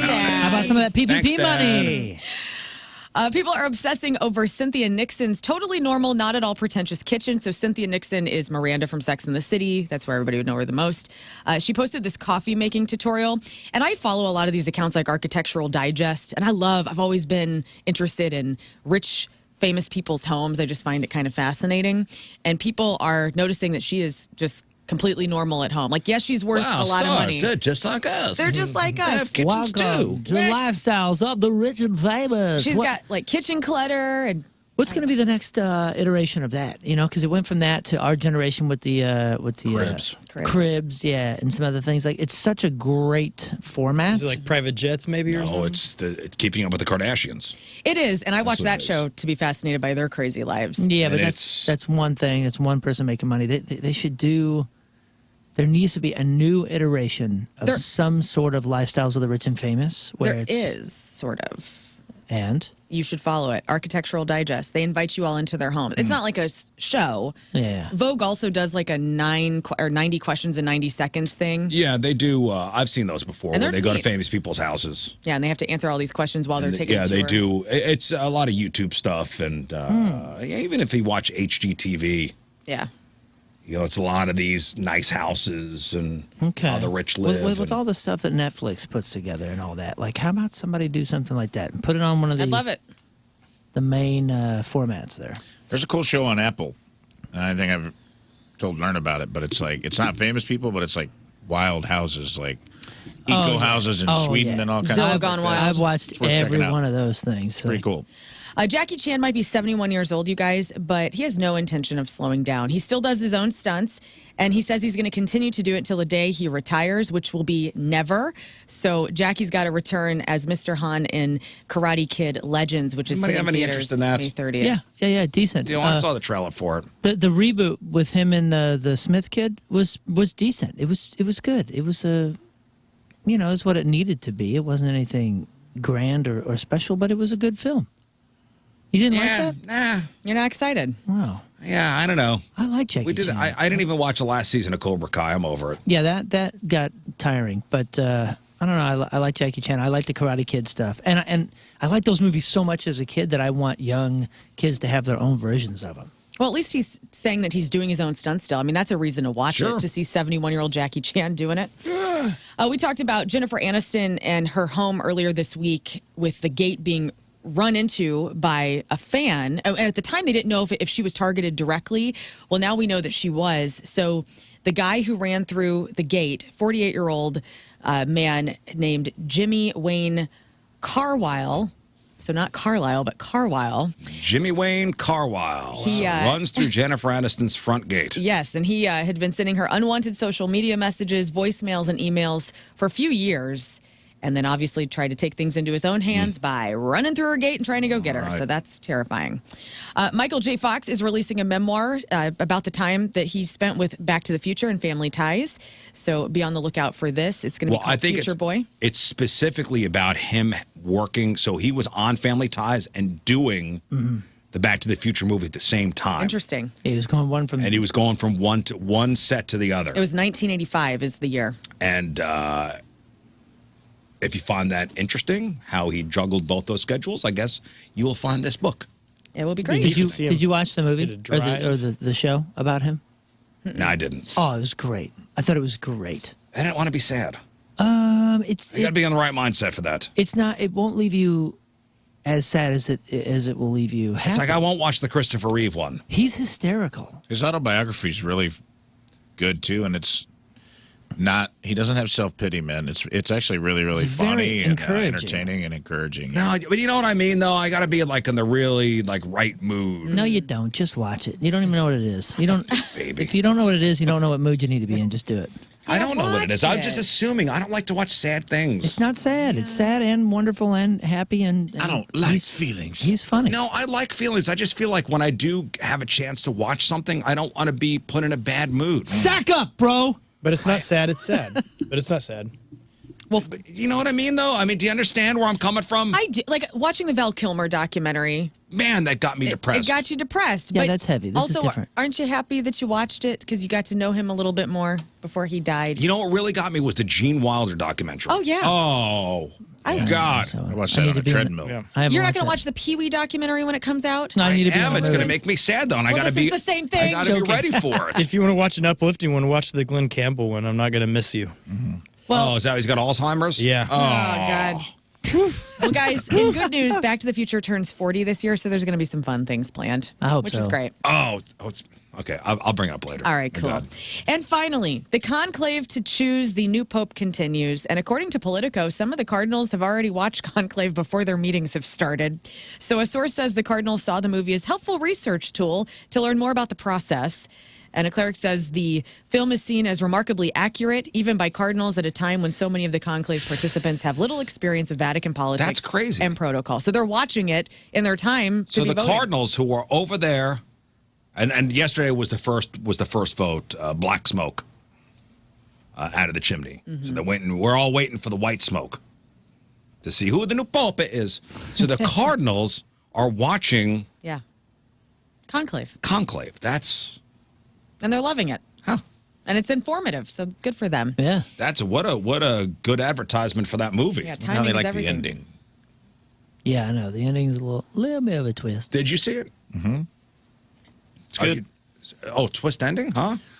Well, it's Kind of. Like A little M. Night bit. Shyamalan twist? wouldn't Yeah, go they're that not far, actually but Cardinals, they're Not Blue right, Jays. right. Yeah, M. Night Shyamalan's in the movie. It is a really He's the new good pope. film. I liked great. it. Yeah, we got a couple people on the texter saying it's boring, it sucks, it's Conclave? Well, and listen, it's all subjective.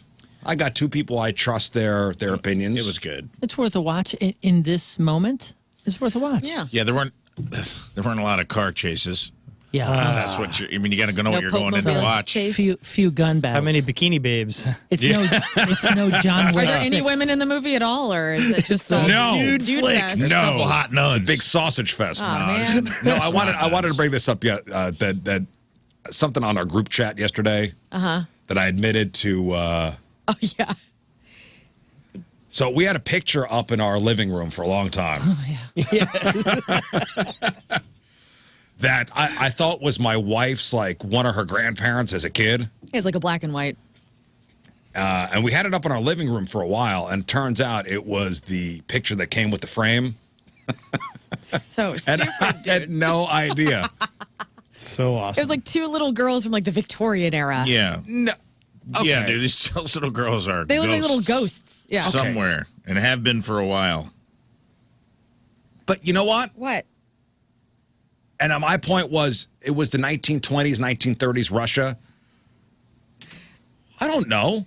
These look like. Yeah, it could be. When, Yeah, I mean. Right?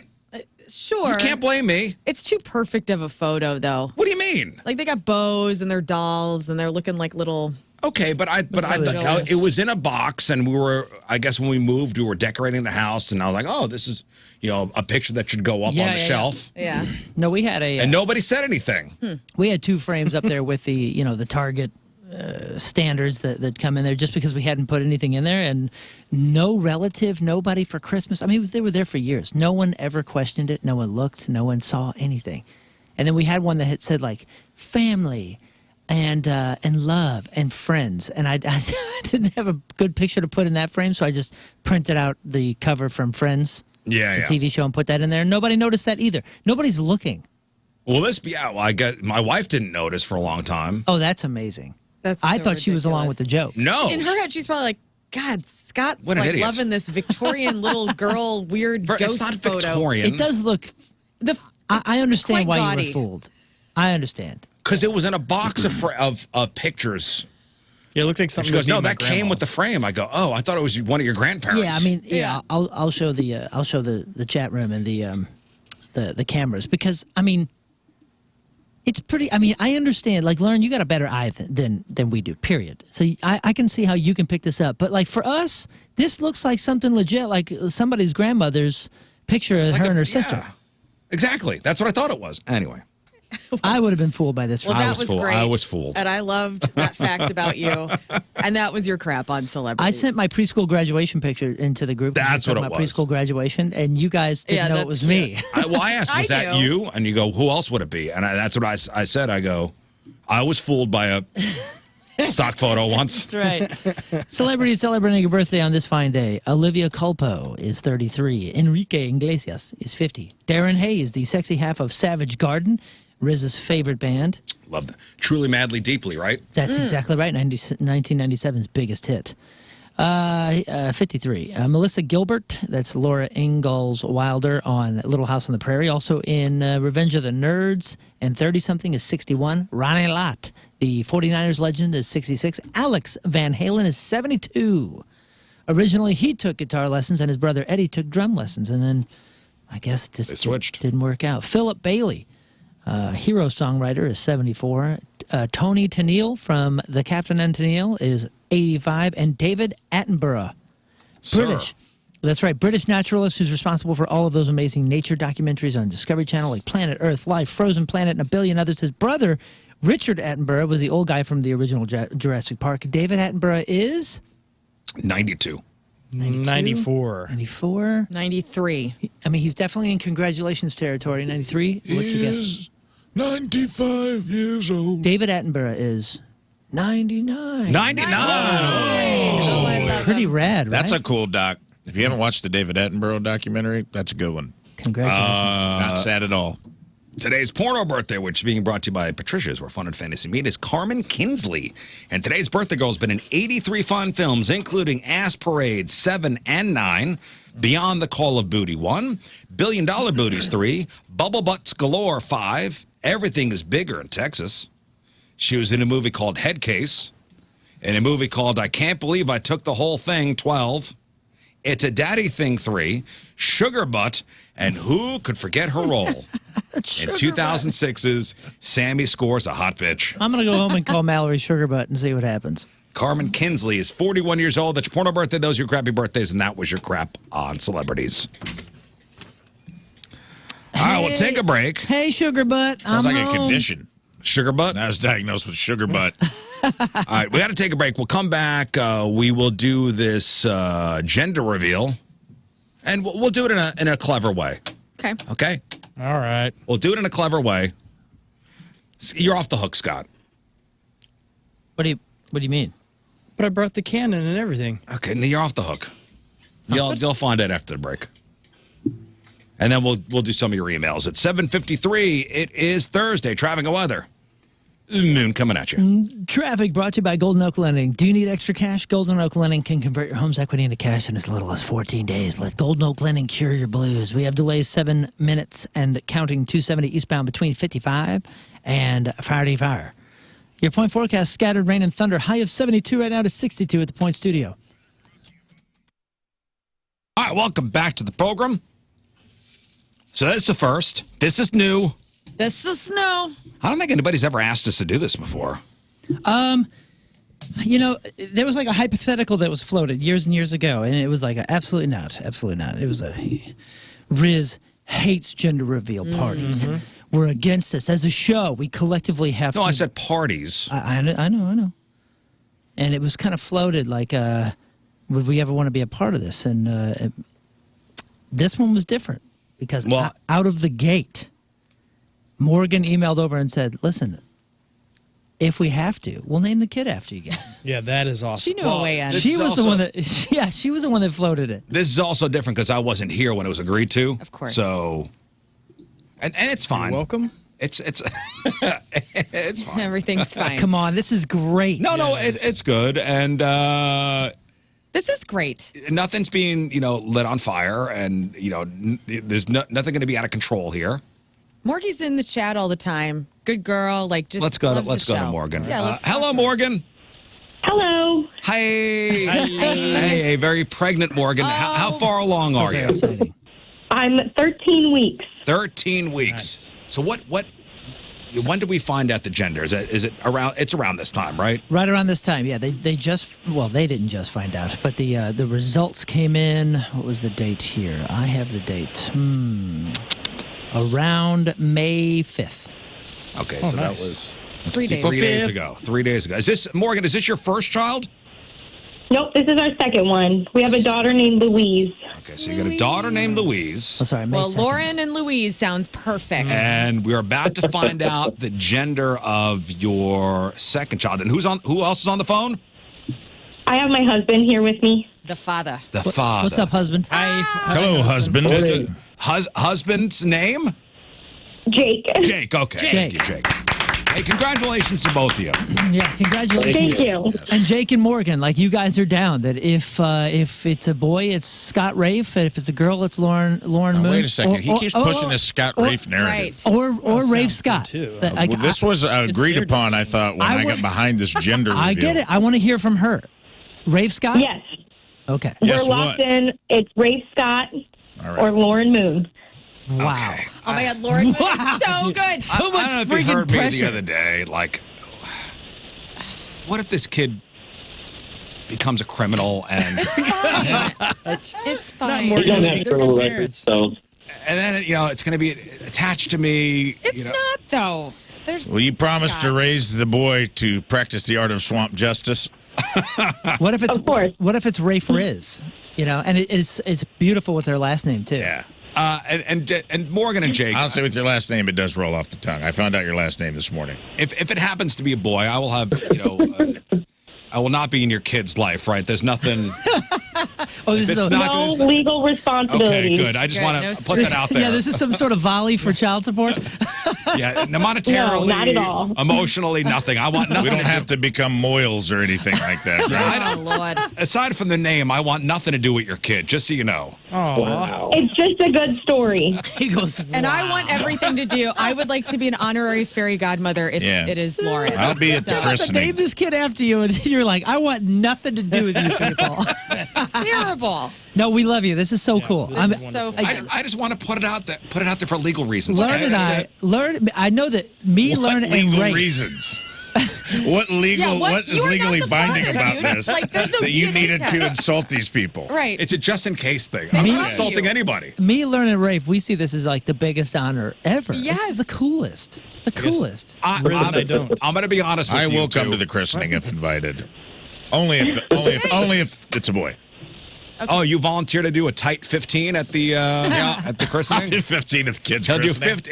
Oh, look at that. Oh, dude, I got a ton of christening material I've been sitting on. Yeah, if you name the kid after Rafe, he will do a tight 15 at the christening. And I will go to the crystalling, and I will give your child an amethyst. Okay, they're not Wiccans. Thank you. King Scott, you're all about this too, right? Like you're down. Okay, so 100%. 4 out of 5 of us are stoked on this. In all honesty, it is an honor. What an honor to be involved in such a momentous thing. I love really it. is. And I do appreciate you guys listening and making us part of your life. I've always said I wanted to be just famous enough that someone would name their pet after me, and this is way bigger. Well, we've got plenty of pets named after This us. is huge. Yeah, a couple, 2, 3, but nothing This like is huge. this. This is big. This is a first. This is a first. This is the and first Rizz show and probably last one. I'm not Let's sure not make it can this be a thing. topped. Okay. Yeah, we can't be. This is not going to be. That's a the thing, guys. disclaimer you really wanted to say. Like, we're not doing this again. This is no, one this and is it. done. Yo, what if This is Morgan and Jake's Second gender child. reveal. What if Can they I ask What if what's they have it? another one? They name it Lil Rizz. Lil Rizz, Lil Rizz, baby. that's his rap. Riz. Hey, Lil Rizz, get in here. No, third one's Hubbard. Yeah, Stanley. Stanley Hubbard. Lord Stanley Hubbard. Louise, Rafe, Stanley, get in here. Can I ask what names were on the table before you agreed to this? And how legally binding is this, by the way?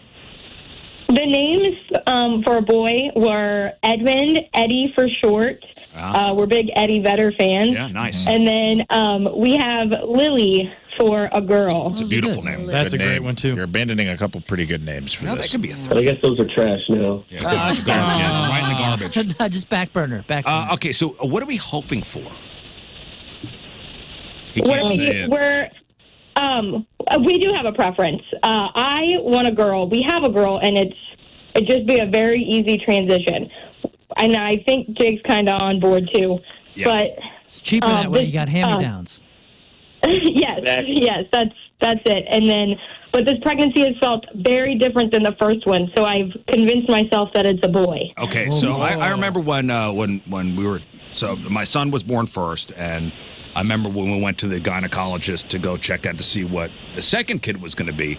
I was convinced it was another boy. Were I was you? like, we already got the stuff, everything. Yeah, it's going to be a boy. And when she said it's going to be a girl, I swear to God, everything went black for a moment. That's just his excuse. He slapped the nurse, actually. I won't forget. Like I went.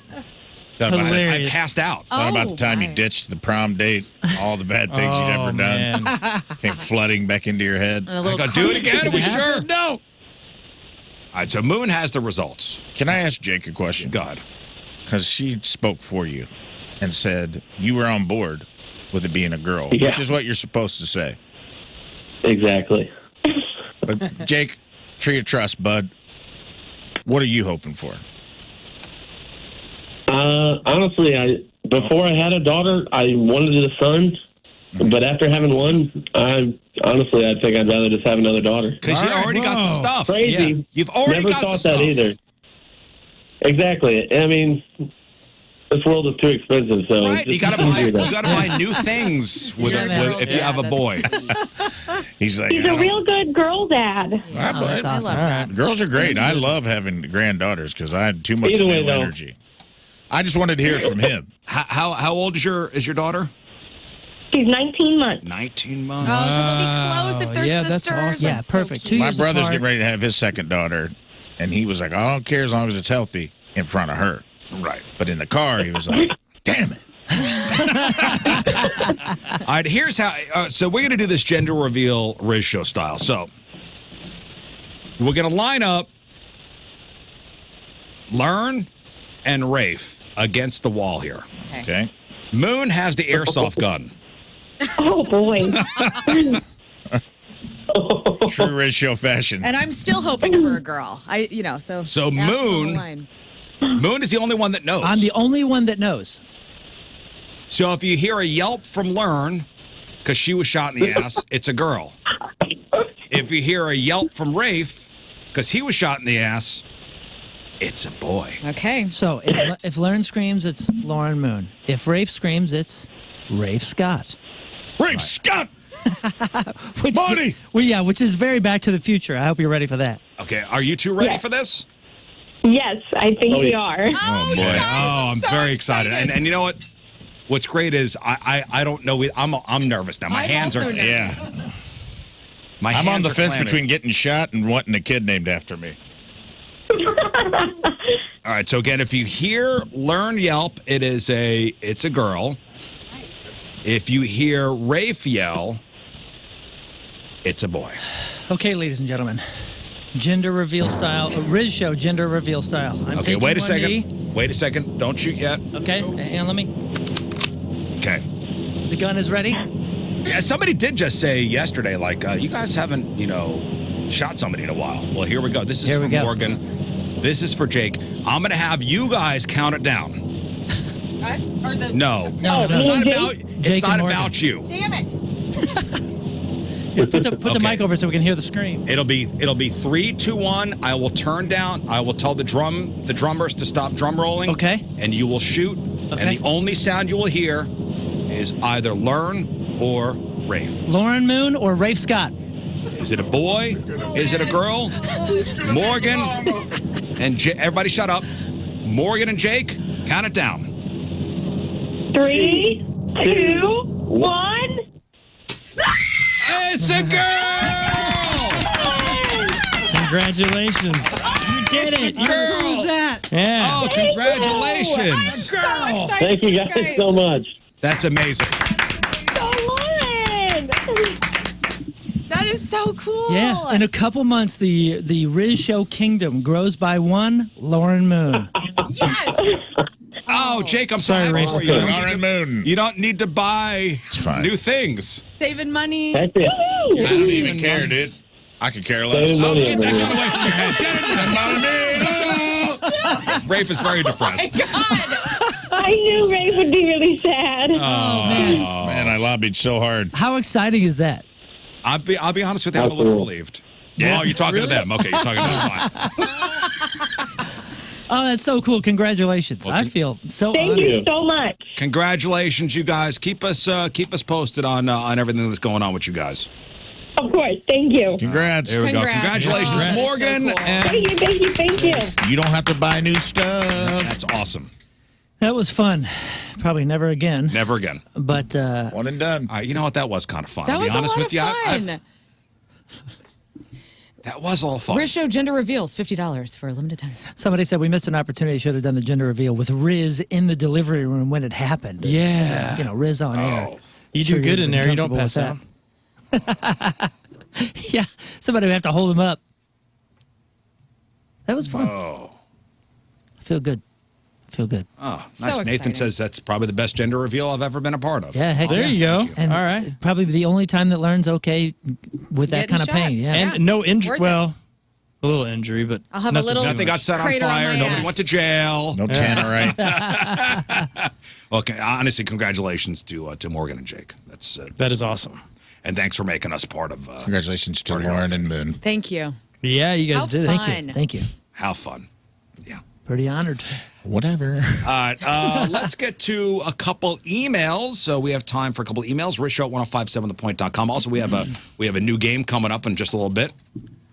We'll give away some prizes. Moon, what do you got? Okay, I'm going to say, I'll start here. Hi, gang. My husband surprised me with tickets to the Mother's Day brunch that you guys have coming up. And I'm curious, Saturday, yes. is this a kid-friendly event? Our son, Jet, is almost 1, and we would need a high chair. But I'm not sure if City Winery even can accommodate. Happy to get a sitter, but also would love to spend the day with the one that made me a mom. Thanks. Can't wait for the brunch. Do we have an answer to that? KJ. Man, I don't know. I imagine it is fine. Better not bring I mean, kids. people bring kids to wineries, don't they? Really? Sometimes? Can you throw a message to? Sure. Yeah, I'm not sure. Let me find out. I have another one. Let me ask you this. My husband got me a ticket to the Mother's Day brunch, so we are coming. This question is for Lern because she will understand the female mind and the neurotic thoughts around this. What the heck do I wear? When y'all talk about it, you say it's an elevated brunch menu, Yeah. so I feel fancy. And I'll wear fancy if that's the thing to do. But then again, it's a RizzShow event, which generally means it does not equal fancy. What does that mean? We always dress up. I don't want to be over or underdressed. Help sent from my iPhone. Slam, dude. We've had some fancy events. I'm going to wear Slam, something brother. nice. but cool. I'm not going to look like a Yeah, freaking don't prude. look like a slob. Yeah, don't. Yeah, you know. Don't look like a slob. Like if you're wearing your Shine Down T-shirt, maybe wear a belt. I don't know. Tuck it in. Tuck it Dresses in. it Tuck up. it in. Brent Smith says tuck it in. Church it up a bit. No, you don't have to church it up. You know, just don't be a slob. Here's what I'll have on. I'll probably have on like a leopard print skirt with like a little bodysuit and like some That's- jewelry. Me too. What I'm wearing. Okay, yeah. great. Do it I'll probably again. be wearing what I have on right now. That's fine. With a sport coat. No, you should dress up too. You sport got coat. some good shirts that you don't bust out. I'll bust. I might. Give the women what they I might want. put a little lipstick on the pig. We'll see. Put a button down on. Oh, Yeah, wear a button down. that's great. Little button down for you. Yeah. That's what I'm going to wear. Whoa. I'm gonna wear tux. Oh, okay. Medicated I'm gonna- pads. I do expect you all to dress up. I mean, I'm performing. This is a big deal. I thought we were trying to one-up each other. Moon, you should wear What's the better than tan a tux? suit. Oh, the new suit that I just inherited. Yeah, I won't give you an organ, but I appreciate the suit you gave me. Oh, I gave you Hey. a suit. We could wear our flight suits. No. Well, I thought I wanna I'm look doing this nice. for my wife. And You're for right. all the mothers out there that are going to be joining us. Oh, you don't want to fly high for your wife? That's fine. That's on you. That's tight. Next. Good day, guys and Lady Lern. I know you've discussed this in the past, but while we're on the subject, I wanted to bring Mother's Day controversy back around. As my spouse of 20 years with our 2 kids, my wife contends that Mother's Day should be about her. She's not a jerk about it, but she says, I'm a mom and this is my day. And I respect that. On the other hand, I have a mom, she has a mom, and my contention is that our obligation to ensure our mothers have a special day, and we should plan accordingly. Not that she doesn't deserve a special day. I'm not saying that. All I'm saying is that we still have an obligation while our mothers are still around to build plans around them and not our wives. Thoughts? Jared. Okay. There's a couple schools of thought here. I'm in a pickle myself, I'll be honest with you. Yeah, me too. I'm not going to step on this landmine, so you do it for me. I was talking to my wife yesterday, and she said, don't get me flowers. She goes, don't. She goes, you don't got to do that. Okay. So in my mind, I'm like, am I off the hook for everything? No. No. You need to cook something. Fool. No. She basically said be creative. But then I think of Moon's dad, who says, she's not my mother. My dad made that very clear. I know, and that popped in my head yesterday as I'm having this discussion. And then I go back to the last time we tried to go out to Mother's Day brunch, and my wife got into a fight Yeah. with the manager of a restaurant. Somebody wanted to throw somebody out a window. It's her day. That was the last time we went to Mother's Day brunch. What do moms really want? I think they just want to sleep in. I think they just want to be left alone for a little bit. My mother wants to just be able to go on a bike ride. As long as she can get her bike ride in, whether it's on the Peloton or out on the road, she just wants to be left the hell alone, let her do her thing. And So then I will she come wants by the later. bike ride alone. Yeah. Oh, wow. We can't keep up Left with alone. Okay, there you go. her. Yeah. That's I easy. think that's the thing to do. I'm also I doing honestly something. think my wife would just like to take care of herself. My friend Meg's just had her second baby, and so because I'm not having children, I'm inviting my friend with her new baby over to my mother's house so she can have some grandma time with a newborn. That's also one thing that I'm doing for my mom this year, courtesy of my good friend. You know? So your mom's going to watch your friend's kid. What about No, your she's- mom? What about we're your mom meeting the getting baby. her time on her bike? Well, she's doing that in the morning, and then I will come over at noon, and Megs will show up around 1 with the baby. And then Megs could go do what she wants. And then and then we will go take the VW bus to the winery. Yeah, yeah. And at 4, That's a great she day. hired me to show up in a diaper And now Rafe is her grandchild. and call Jill Mima. Yeah, my parents didn't set me up very well for this because the pragmatism in their life knows no bounds. And it's a perfect example when I became like a whatever teenager where you start actually going, oh, I should do something for my mom. And I went to my dad and I said, hey, what are you doing for Mom for Mother's Day? And he just simply said, she's not my mother. And that was it. Like it was, there's a line. And I thought, oh, yeah, that makes sense. Okay, I understand now. I guess that's how the world works. Little did I know. I think if I honestly just take the I dog was trying somewhere, to instill in you that you needed to do something for her. if I Yeah, take the yeah. dog somewhere and I take the kids somewhere and just, hey, you know what? Have the morning, do what you want, go in the sauna, take a bath, no distractions, just you, self-care. You also need to incorporate something sentimental. You need to make the kids sit down and write her like a little something. They're getting to that age. They're almost grown. Be like, you're sitting down, you're writing your mom a letter about why you love her, and then you deliver the letters, and then you get them the hell out of the house. Oh, I would love to see that happen. And then you are king for a day. Like a thank you, Mom. Hey, that's a great When she said she idea. didn't want flowers, that was like, she's just saying, like, I don't get me flowers. Be creative. Do something better. Yeah. No. That's a bigger hook. You're not off the hook. You're just on a different Oh, it's a bigger hook. Damn it. Tougher one, yeah. Like, you sit the kids down and be like, we're all in this together. Listen, DEFCON 4. I need 3 ideas by the end of EOD. One-page letter about why you love your mom, and no it better be ChatGPT. serious. No ChatGPT. No AI writing. Because I'll know, and your mother will know. All right, next. RizzShow, listen. I've been a fan of your show forever, and I always told myself that if I was ever in a messy situation, I would write you. So here I am. Well, this is a mistake. Uh-oh. I've been married to my husband for 2 years, and we've been together for 3. It's been kind of a whirlwind. We fell for each other fast, but if I'm being totally honest, the way we started wasn't exactly clean. He cheated on his college girlfriend. They'd been together for 5 years, and I cheated on my boyfriend at the time. Messy, I know. We told ourselves, though, that we had found the real thing, that love isn't always pretty. Fast forward to now, and I recently confronted him after noticing he was acting a little distant. I checked his phone, and I saw that he's still texting his ex, the one he left for me. Ooh. When I asked him about it, he did not lie. He admitted it and said that they've always had this, quote, emotional bond, and that he, quote, can't deny. He swears it's nothing romantic and that I'm the only woman he wants to be with, but still he turns to her when things get hard. Meanwhile, I haven't talked to my ex once. I made a clean break. I am all in, so now I can't help but wonder, if she's still the person he goes to for comfort, does that mean part of him still wants her? Especially since, from what I've heard, she hasn't been able to seriously date anybody else since they broke up. I know we stayed in the gray area, but does that mean I have to live in it forever? I'm sorry, started in the gray area. Would love to know what you and your listeners think. Am I overreacting, or am I ignoring a major red flag? Thanks. Okay, so let's paint this picture. They've been married for 2 years, together for 3. Their relationship started with him. You were the other woman in his relationship. They were both the other people for each Yeah. other's relationships. Yeah, before. they both cheated. They both cheated. And that now they're together. And now the husband is still talking to the ex-girlfriend. Because of an emotional bond. Ooh, man. When things get tough. That's messy. Yeah, very. Ooh, boy. Yeah. Ooh. Personally, I think that's a major red flag. Oh, I do as well. without a doubt. Major red flag. And that's the thing, like. If I got this right, I drew a diagram. Oh. What Is that right? Rafe, that looks like a penis. I don't know. I've seen that type of diagram before. You didn't have to put hair on. Handed Rizz a picture of a wiener this week. You didn't have to put the hair on. Yeah, honestly. How far do your follicles go, man? That's incredible. I'd be worried, honestly. Those are veins, dude. Oh, The hair's at the bottom. stop it. Stop jeez. it. I don't need it. Learn. Well, I was going to say, like, you would have that in the back of your mind. Like, that's the thing about, like, dating a cheater or dating somebody like that. It's like you will always have it in the back of your mind that they're going to do it to you. And so, yeah, I think it's a red flag.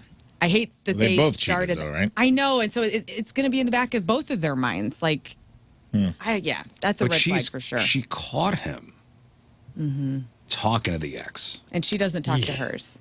And this sounds like we're just emotional. We're just there emotionally for each other. Emotional bros, yeah. Which is, I mean, you can either say step one of cheating, or it is cheating. I mean, depending on where your boundaries lie. But I mean, that's the road, right? That's the slope. That's the slip. Very dangerous. Emotional cheating is. I don't think it would matter had they not been in a relationship. You don't think it would matter? Well, if this was like a random coworker Just or like a something, and friend. he was emotionally distancing himself from his wife because they have an emotional. When things get hard with his wife, he has an emotional bond with another woman. That's not a red flag. Guys, I know the solution here. That seemed like her words and not his. She was, when you read it, it seemed like she was making those connections of like, he turns to her when things get hard. That's what he said, though. He quote said that he turns to her as, quote, and they have an emotional bond that he, quote, cannot deny. Right. Guys, What? what's her name? Oh, Did you put her? Let's say Janet. Janet. Janet. I don't know. I mean, I think have we her got name, but the I don't know. makings what here of a throuple. Well, I like your optimism, Rizz. That's nice. You know Man, what? you solve everything. Gender reveal party. Wow. right into first Rizz Show thruple matchmaking. Wow. I like where your head's at, dude. That's the diagram I drew. You've been here too Problem. Yeah, right. Problem solved. Great. Everybody's happy. Right? And Totally. all is This all is is so right. great. All is right with the world. Yep. Everybody gets their emotional attachments. Nobody's feelings are hurt.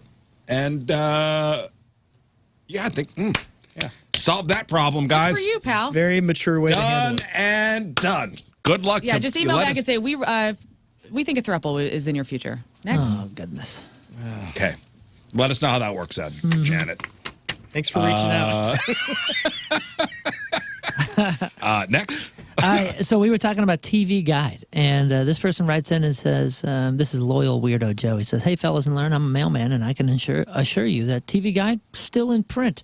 There are only a few people on my route out of about 650 that get it. But Who the hell still gets a TV Guide? It Guide? still exists, sent from under Rafe's bed. I don't believe you. TV Guide is still out. Like, actually, it comes like in the little... Must be. Like on their website, you can still order the... Mailman can't lie legally. Oh.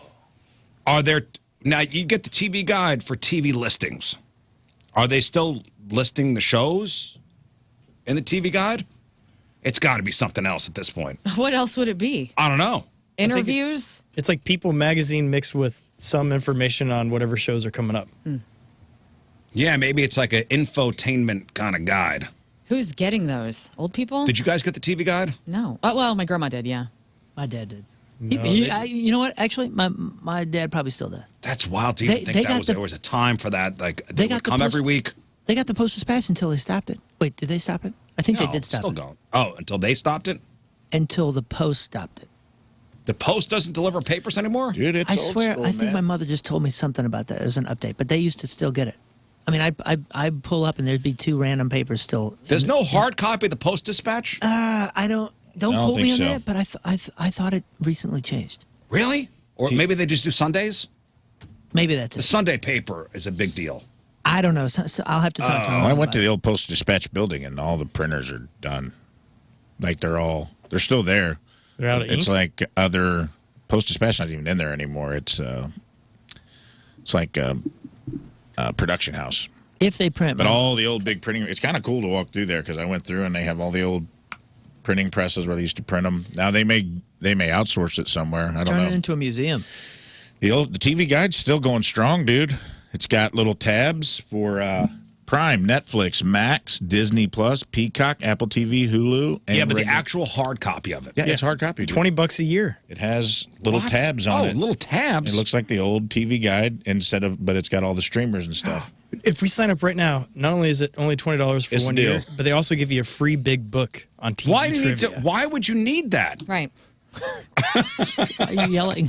And yeah, it's little blurbs about the shows and Let the them episodes sell. and But not telling you what time they're on. Hey, there's people like my dad that refuse to go digital. He refuses to have electric windows and digital TV Guide. He's still paying. The guy's probably still paying $250. Every bit of my inheritance is going to old school cable companies. This guy's still probably paying $250 to have 400 channels he doesn't watch. He refuses to change anything. He's that guy. Yeah, you could refuse, but digital is going to envelop you. Well, he don't care. He's bring it on. He will be the last remaining guy. He's sitting in The last analog man sitting in the analog is throne. Moon's dad. He refuses, dude. He's that guy. Analog man. Rolls up his windows. I am analog man. He's that guy, dude, and he's holding hard. Like we forced a phone upon him, and he was like, "No buttons, no whatever, like no screen." I mean, he wanted no screen. Analog man. We have to save the president. No one knows how to work this rotary phone. Step aside. I'm almost certain he couldn't use the phone to call. Oh. He knows how to open it and answer it, and that's it. Update, by the way, on the mom who asked if she could bring her kid to City Winery. Yeah. She got a sitter, so no worries. No worries. Right on. okay. Don't bring your kid. Yeah. Scott's going to be on stage it's going to be Raunchy. tasteful nudity. Yeah. Yeah. But that's all I do on stage is a little bit of a dance and. All right, No big deal. one more email, and then we'll get into our contest. Okay, listen, we're talking about TV, so I'm going to go into entertainment news. Hey, guys, I'm a big golf fan. I'm not that great, 15 handicap. I don't know what that means, but I've been playing since I was about 10, and I still love the game. While I know you guys aren't big fans, I encourage you to check out Full Swing on Netflix. That's not what I thought it was. I thought it was a different type of movie, if you know what I'm saying. It is a similar behind-the-scenes type of documentary like they did with quarterback and receiver with the NFL. Yeah. Like the NFL series, Full Swing follows up top players like Rory McIlroy, but also up-and-coming golfers who are pros but struggle to make cuts. Seeing how things work for all these different players on different levels is very fascinating. The series is really well done. I know you guys are fans of documentaries. I think you would enjoy it. I would love to take any of you or all of you out to play golf sometime. Sign me up. Sent from my payphone inside Larry Flint's Hustler Club. Yeah, no, I've heard that before. That's a pretty good show. That'd be a good background watch for me. Yeah. Not too serious. We all do need to go golfing soon, though. I'll drive the car. It's so fun, man. That's okay. I've been watching that Four Seasons as a background show. It's good. What show? Four Seasons. It's like Steve Carell and Will Forte and Tina Fey. Oh, is it good? It is good. What's that on? Let me consult Netflix. my TV guide. It's on Netflix. Look it up in the TV guide. It's about these couples that all take quarterly vacations, and one of them gets divorced and messes up the whole I saw couple the thing. And it just 2 episodes are like the spring vacation, 2 episodes are like the summer vacation. It's pretty. It looks okay. It's okay. It's all right. Well, honestly, Will Forte and Tina Fey I are love Will Forte. I'm really a big fan. good. They play a married couple very, very well. Have you Carrie guys the been- goofball from Reno. She's in that. You've been watching the rehearsal? Oh yeah. I haven't, but my husband made me watch the latest episode last night. That's on Max, isn't it? It's Yeah. insane. And I had my nighttime gummies, and my mind was blown, dude. Picking up What episode happened. 3's probably got you real messed up. I You didn't don't know even know what what- it's about. It is worth just jumping into and raw dogging this That's season. Nathan Fielder. He's a weird dude. It's a great show, man.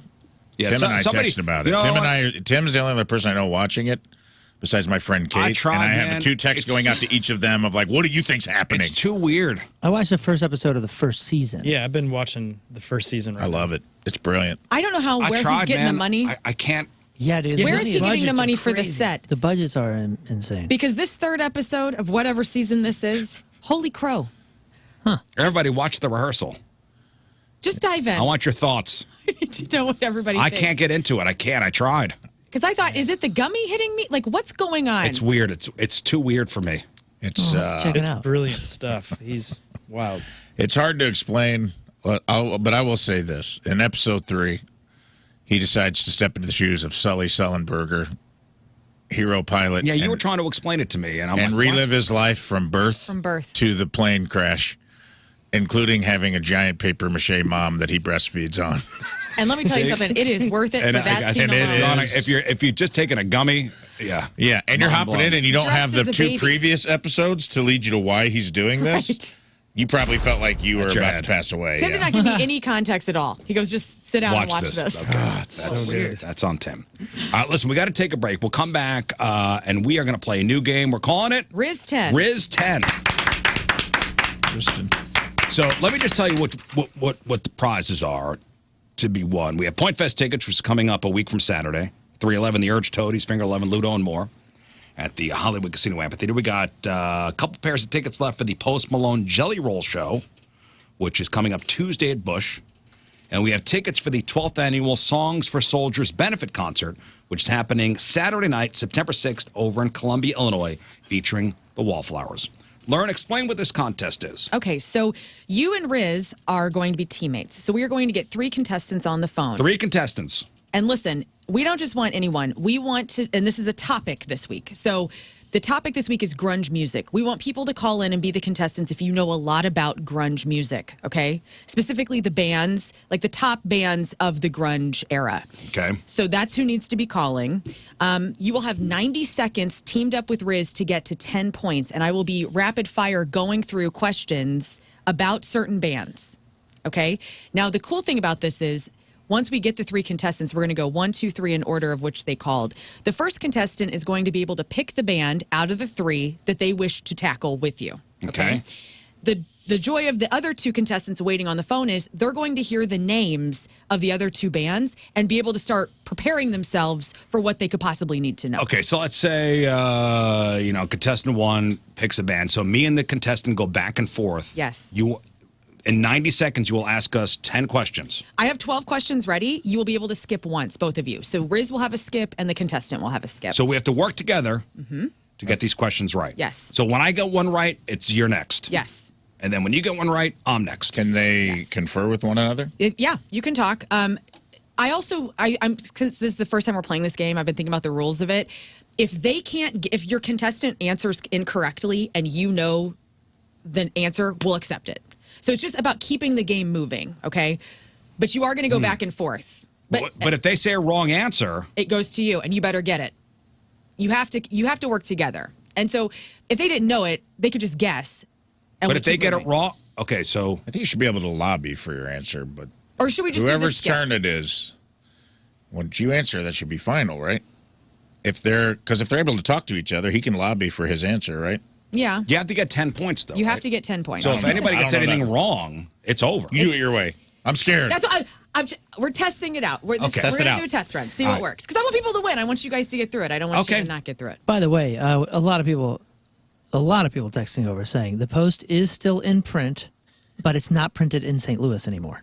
Okay. Did you guys know that? I had no idea. It got moved to Columbia or Kansas City, so they're not even printing the St. Louis Post in St. Louis. All right, back to the game. Back to the game. Back to the game. Just updating. 90 seconds on the clock. 90 seconds on the clock. We'll try this after the break. 314. It's going to be fun. 624-3833, 618-398-3833. Rizz 10 next.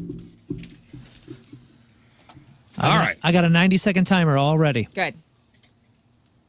8-4. We'll try this out. And listen, this is new. It's a new game. My husband and I dreamed this game up in my car. Were you high? No. Were you watching the rehearsal? No, I wasn't.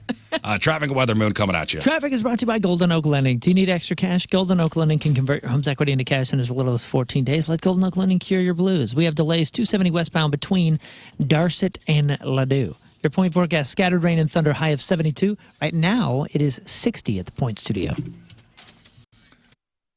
I forgot to mention tomorrow, comedian Yakov Smirnoff in studio. That's right. That's a big deal. That sound is that he makes. I've always wanted to meet this guy. That's a big deal. Where is he this weekend? He's at one of the Funny Bones. I think St. Charles, but don't quote me on that. One of the Bones. He's at one of the Bones, but yeah. Maybe he's at both Bones. He could be at both Bones. Sometimes they do both Bones. He could be double boning it. I don't know. So a legendary comedian. Legendary. Very sweet man, too. I did his podcast when I was in Springfield, and as advertised, very sweet, thoughtful man. Yeah, and the laugh is real. Every once in a while. That is not a put on. That is him. We'll get a guest in here that, I remember as a kid. Yeah. Westport Funny Bone.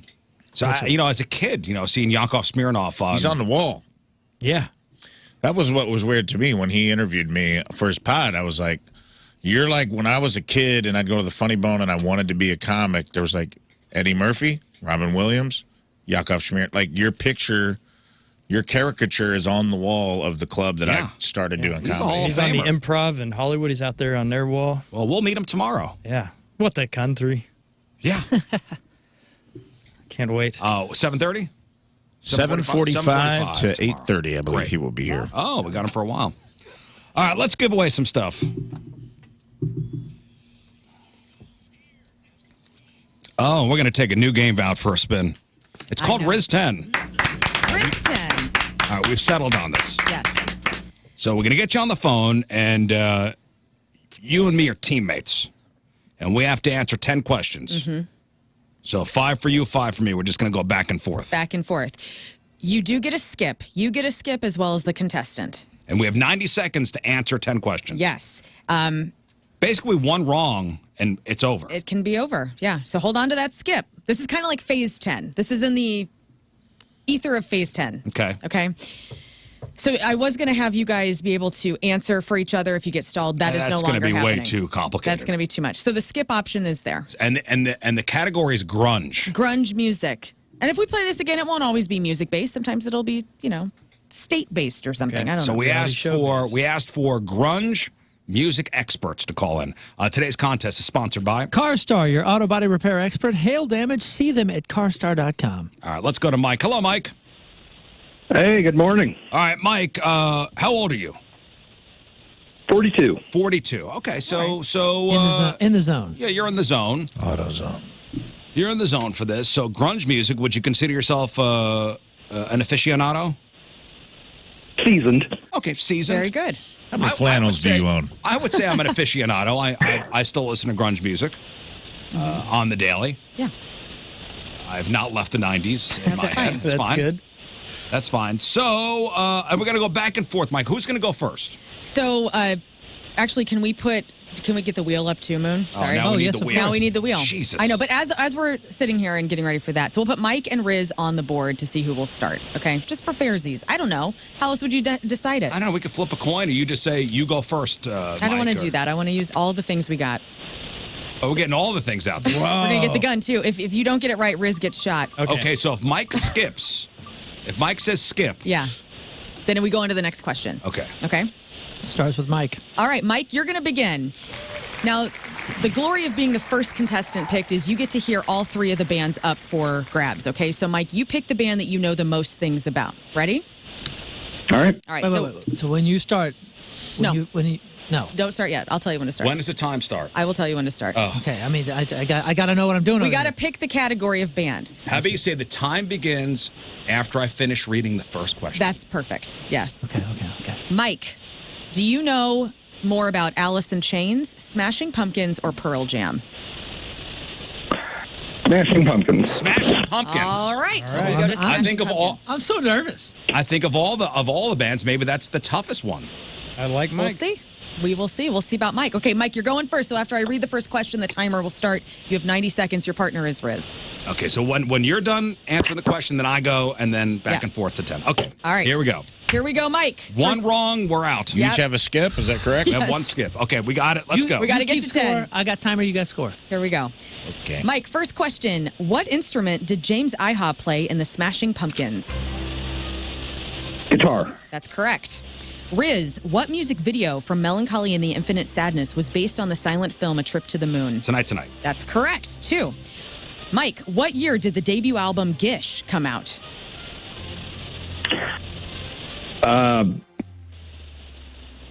1991. 1991 is correct. Nice. Rizz, which well-known producer and member of Garbage helped to produce their Butch debut? Vig. Butch Vig is correct. Number 5, Mike, where did Billy Corgan grow up? Chicago. That's correct. Rizz, which two members used to date each other? Darcy and James. That's correct. Mike, Billy Corgan famously dated one of the princesses of grunge before she married and had a baby with the king of grunge. Who was that? Pass. All right, Rizz, who was fired from the band because of their drug use? But Jimmy ended up- Chamberlain. That's correct. Mike, Smashing Pumpkins recruited former Hole bassist. What is her name? Oh, jeez. Yeah, wowzers. It's Can I pass for Rizz? yes, Melissa Oftamar. It's- Two more questions, 13 Here we seconds. go. Going back to Mike, what was the name of Billy Corgan's side band in 2001? Oh, man. Oh, Come on. Think, just Swan. Made it to 8. Swan. made it to Doggone 8. it. Oh, Man, he Mike, got nice job. 91, but didn't get. I know. So Courtney Love. And Courtney Love, you didn't get Courtney, Courtney Love. He Love. should have passed on the Melissa Oftamar I know. question. And I didn't mean to have two whole questions back to back like that, but it just happened. That was a tough one. Yeah. That's a tough. Well, Anybody else know Melissa context Oftamar? clue. Well, yeah, No. I mean, No. yeah. Courtney Love was a gimme, though. That was the gimme. Yeah, that was Right. the legendary one. Would have been All 9. right. Bummer.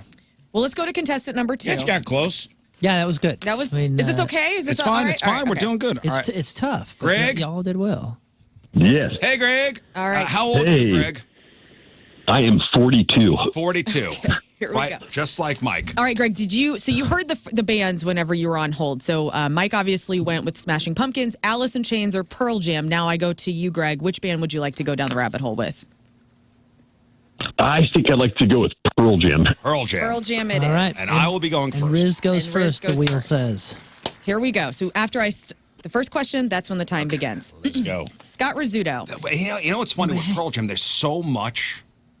I don't know where you're going to go with these questions because some of those Pumpkins ones were tough. Yeah. There's tough and easy ones in all of this. Okay. Here What's we go. the best lyric ever made? Potato way. Let's rock and roll here. All right. We're doing Greg and Rizz. Here we go.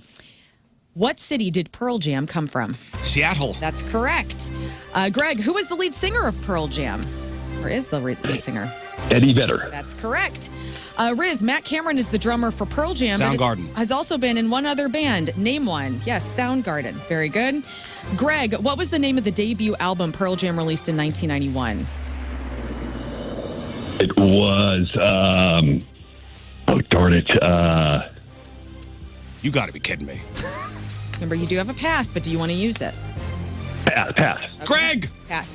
Rizz, which music video was based on a real headline? Eddie Jeremy. That's correct. Greg, what was the name of the annual festival that Eddie Vedder puts on and has for many years? This is where you should have used your pass. Hey, you're right. You're right. Just take a guess. Think it out. What is it? World Festival Day. Correct. It's Ohana, right? It's Ohana Festival. No, that's a very hard question. I'm sorry. This is a game. This is a game. He got 10. He got the debut album 10 wrong. He picked Pearl Jam. This I don't is a know. game. I mean, these are things that people hear about. Ohana. My God. Would anybody else have gotten the Ohana Festival? I would have, but that's also because That's because my old manager. I mean, Like, that's a lyric. My old manager is his partner. But with I'm a it. nerd. And Like he's a a- real. That's why I wanted the nerds to call. Where I'm are like the nerds? a real big nerd when it comes to. He's a Lilo and Stitch fan. So you didn't know it? Let me see if you can get. Can you get? I did know it. Okay. You did know it. I know it. I know it. So like the other. I also knew Pearl Jam's 10 was their debut record. I know. In 1991, context clues. Like even if you didn't know that 10 was the first one, 1991.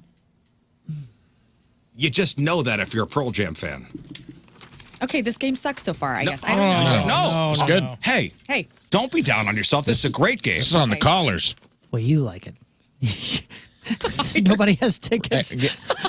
This is a great game. You Dude, don't I- have to give anything away. I like it because Rattle off the other 5 to him. Let's Yeah, see how let's Pearl see. Jam Okay. expert he is. Yeah, let's see how much of a Pearl Jam expert you are. Oh, Okay. let's do a buzzer. Okay. The supergroup that saw Pearl Jam and Soundgarden collide was. Moon. Temple the Dog? Yes. I thought we just. Oh, you guys are going back and forth? I thought we were doing Let's see competition. if Rizz can rattle these. All off. right, Rizz. How many studio records has Pearl Jam released? This is a very tough question. It is. You have to guess. Think about it. So this would have me like Skipping, right? You'd hold on for the I would skip. probably pass on this one, but all right. Moon, 14. No. It's a Pearl Jam. I almost looked really smart. So it's 10. It's verses. It's the It's avocado. Vitology. The one with all the pictures on the front of it? No, Don't I all the mean, live ones count? No. No, This is and then studio. there's Yield, Yes. Is that the avocado? Binaural. You're doing really good. You're going in order. 11. The one with all the pictures on it. That's what he just said. Just call it the picture one. The picture one. I'm say The Can I- avocado one. Can I just give you the answer? There's It's 10. It's 11. Very close. 12. Very close. You did good. What about this? Is Pearl Jam inducted in the Rock and Roll Hall of Yes. Fame? And if so, what year? Ooh. Yes, 2021. No, it was before that. 2017. That's what I said. Yeah, see, this is where I wanted to have, like, where you could work it out with each other. That's the only reason why I wanted that rule in there. But the skip works too. Okay, Okay, well. let's see. So the last person Josh. is Josh. Josh.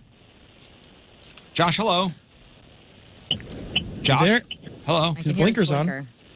Oh. Josh! Just gotta be Josh. louder. Wake him up. He's No. Joshy. Oh, we can hear ourselves. Weird. Josh is gone. Okay. Okay, how about this? Okay. Me and you. If you are, what's the last band? Alice in Chains. If you are an Alice in Chains enthusiast, Boy. We'll take a break. We'll come back. We'll finish the game. Fine. And we'll do news and sports. You better okay? just be reading everything Open up on the the phones internet right now. Yes. Allison Chains enthusiast. 314-624-3833, 618-398-3833. Maybe we could win some tickets. Okay. Rafe will squire you to the Post Malone show. Indeed. Wow. 9:01. Thursday, traffic and weather. Moon coming at you. Traffic is brought to you by Golden Oak Lending. Do you need extra cash? Golden Oak Lending can convert your home's equity into cash in as little as 14 days. Let Golden Oak Lending cure your blues. We have delays 270 eastbound between 44 and 64. Your point forecast, scattered rain and thunder, high of 72 right now. It is 60 at the Point Studio. We're going to finish up this new game called Rizz 10. Took a new game out for a spin. I like it. Listen, I'm having fun. Okay. It's not easy, but it's not terrible. No, so the category, the topic is grunge music, and we have, is it Barack? Yep. Oh, Barack from Nashville. Hello. What's up, Barack? Hello. So you Happy are birthday, Rizz. Thanks, buddy. You're an Alice in Chains fan? Very much so. You know what? Good. I just saw a video. You know who's a huge Alice in Chains fan? Who? Seal. Really? Seal is a giant Alice in Chains fan. I just watched a video of him That's talking cool. about his love. Like when he came to America back in the early 90s, he was in a cab talking about how he loved Pearl Jam and loved Soundgarden. And the cab driver's like, well, if you like that kind of music, you got to check out this band, Alice in Chains. And he became a huge incredible. Alice in Chains enthusiast. Kind of neat. What if he That's toured sweet. with them? That'd be a wild show. Sign me up. See Alice with Chains. See Alice with Chains? Yeah. You'll- Tight. All right, from a rose. so Barack, 90 seconds is going to be on the clock. Who's going to go first? Rizz will be going first. Okay, I'll be going first. We'll go back and forth. We have one pass. If we get 10 questions in 90 seconds correct, all having to do with Alice in Chains. Barack, what do you want? Point Fest tickets, Post Malone tickets, or the Wallflowers tickets? Give me Point Fest. Point Fest. Okay. Which is a week from Saturday. All right, here we go. My teammate Barack. Alice in Chains is the topic. Here we go. Rizz, who is the lead singer of Alice in Chains? Currently or The original lead singer. Lane Staley? Lane Staley is correct. Barack, where did this band get their start? Seattle. That's correct. Rizz, what year did the debut album come out? Oh, pass. Okay. Barack, what was Lane Staley's other band? Mad Season. That's correct. Yeah, baby. Rizz, who is the new lead singer of Alice William in Duvall. Chains? That's correct. Barack, Jerry Cantrell said track 1 off of Dirt was about everybody's going to die someday. Instead of being afraid of it, that's just the way that it is. What is the name of this song? Them Bones. That's correct. Rizz, what song did Alice in Chains open their Unplugged performance with?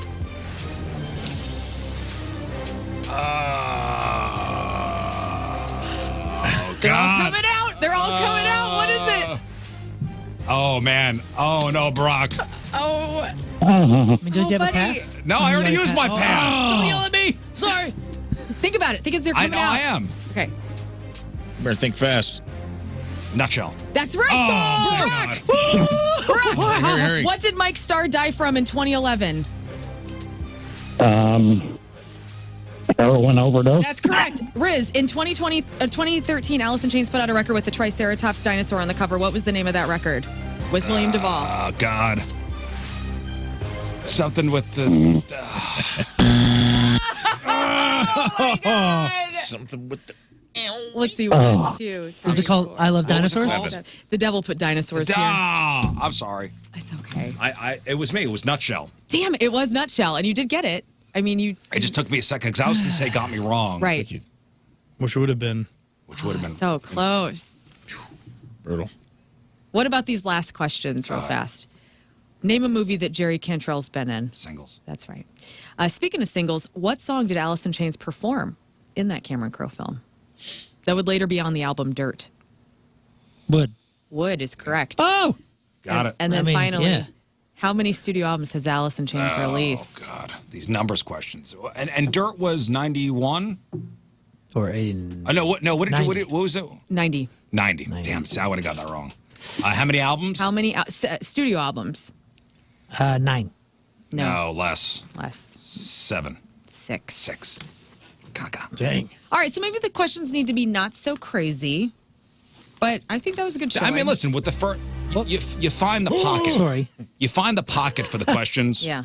You don't want to make them too easy. You don't want to make them too hard. Right. But Let I me was ask. just The proud of year's Barack. questions. The Barack year's did good. questions are He did are pretty. tough. Yeah, Barack was did a great. job. Yep. I feel bad. I'm sorry. Should I do this kind of how we do simpleton trivia, where they start easy and get harder, or start harder and get easier? I don't know. I had some. I don't know. We'll work it out. All right, we'll work it out. Work it out. All right. All right, let's do some news. Oh, yeah. We gonna do some news. And your news being sponsored by Schicker Auto Group, your headquarters for American-made Ford, Chrysler, Dodge, Ram, and Jeep vehicles. Shop local. Visit shopschicker.com. the Costco, the Manchester Costco. That's my Costco. Lern. Yeah. That's your Slightly Costco. busy. That's a pretty busy one. That one's crazy. It is insane. That is a pretty busy Costco. over As there. if there's a Costco that isn't full of Maybe people. there's ones that are, less traffic, but I don't know. This one from the Manchester Costco, a man arrested after attacking a goose in the parking lot. Was there a chase involved? I don't know. Was it silly? Stop it. When it comes to goose news, I don't like to joke around. Yeah. According to police, the incident happened outside the store earlier this week. Witnesses say they saw a man going after a goose that was hanging out near the entrance. Apparently, things got out of hand, and the man was seen physically attacking the bird. Oh my goodness. People nearby quickly called animal control. Police officers arrived on the scene. The man was taken into custody. The goose was hurt, but did get medical attention. Good. Animal CPR? control says they're monitoring its recovery. Now, police haven't released details on exactly why the guy went after the goose, but animal welfare advocates are reminding everyone that it's both illegal and unnecessary to harm wildlife, no matter how pesky a parking lot goose might seem. As of now, authorities said the man could face charges related to animal cruelty. So there was a post on Reddit about this, and it kind of goes into detail as to what this guy did. Okay. And this is what was written on Reddit. I have not posted for over a year, but this inhumane and unconscionable act must be reported from the Costco Manchester parking lot. Recently, there were a pair of Canadian geese with a nest of eggs on the northeast side of the building near the handicap parking. An absolute horrible man attacked the mother goose who had been sitting on her eggs for over a month. He stole an egg, went to the gas station, came back, grabbed the mother goose by the neck, slammed her to the ground, stole another egg, leaving a recently hatched chick to die in the nest in the rain. There were other eggs in the nest, now without the mother. 2 frightened to return. They have also perished.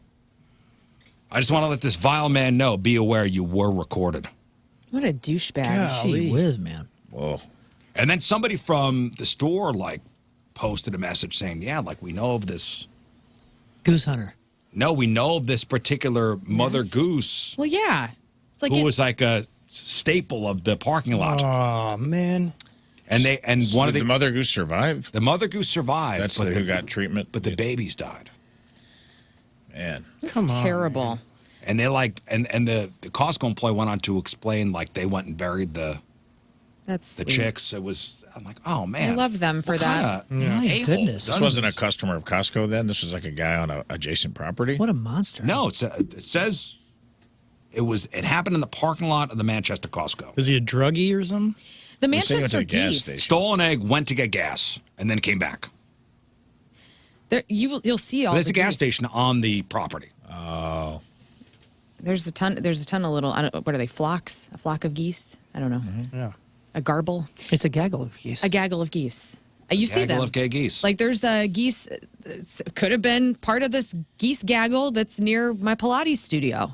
I mean, they're so cute. And yeah, they're around. Just leave them alone. I just don't understand what goes through. I mean, to be so cruel. That sounds like know. yeah. I mean, SIUE campus is like a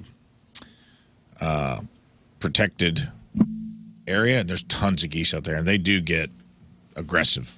Well, sure. There's a lot of them, and when they're nesting, they'll come after you. But this doesn't sound like that kind of situation. Even if it is, you don't go to you don't go John Wick. Because a goose chased you to your car, you're like, well, I'll kill you and your children. You'd You know what I honk mean? at Like, me. that's My God. insane. It is illegal to kill Canadian geese. Yeah. Yeah, I don't care. I mean, you pansy. It doesn't hurt all that bad if you get attacked by a goose. I We run away and we all laugh about it. Right, like, come on, man. How can you get upset? What, is it going to nip you on the butt? Yeah. Well, Who hurt you, sir? Yeah, no doubt. Also, well, no defense. Like if you're being attacked, if you're being actively attacked, punch it. And something happens, maybe. But like you went to the nest, left, came back, attacked it again. Like Yeah, that's I mean, that's as insane, a message dude. to the other, That's you tell the insane. other geese. And I know eggs are expensive, but this is no way. That's right. That's a good point. This is not the way. This is not the way. No. Well, that's what they had to do at SIU, and I did not envy these guys. They had to keep populations under control when they would nest.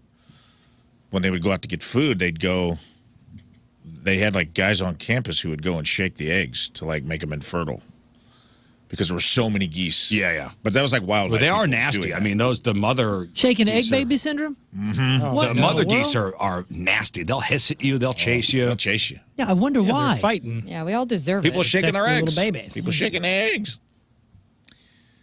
Yeah, but there There's were no thousands of excuses. them on the campus. It was a lot of goose poop, a lot of aggressive. But still, nobody was doing this kind of stuff, man. That's nuts. Yeah. You guys hear about Weight Watchers? Yeah, It's over. I know. Official? Well, I mean, not. I mean, they Now filed their for watch has bankruptcy. ended. The company is slimmed down? So, Weight Watchers just filed for bankruptcy. Don't freak out. They're not going away. They're actually using this as a way to wipe out over $1 billion in debt so they could focus on their new game plan, telehealth. That's right, telehealth. And it's wild to think how much Weight Watchers changed. I mean, remember when it was all about meetings and points and recipe swaps? Now they're all in on the prescription weight loss drug scene. In fact, back in 2023, they bought a company called Sequence for $106 million, which now helps people get meds like Ozempic and Wegovy online. But it's still a bumpy road. Their revenue dropped 10% in the first quarter, and the company lost money again. Still is a bright spot. The part of their business that deals with weight loss meds actually grew 57% compared to last year, so there's hope. And the leadership is changing, too. The old CEO left. Now, the woman who used to run Shake Shack, ironically, is the new CEO of Weight Watchers. Really? Yeah. That's crazy. Well, It's not a bad idea. They yeah, they scaled did pretty well. good. So she says Weight Watchers is more committed than ever to helping people get healthy, science-backed support, strong community vibe. Just so you know, their stock has been under $1 since February.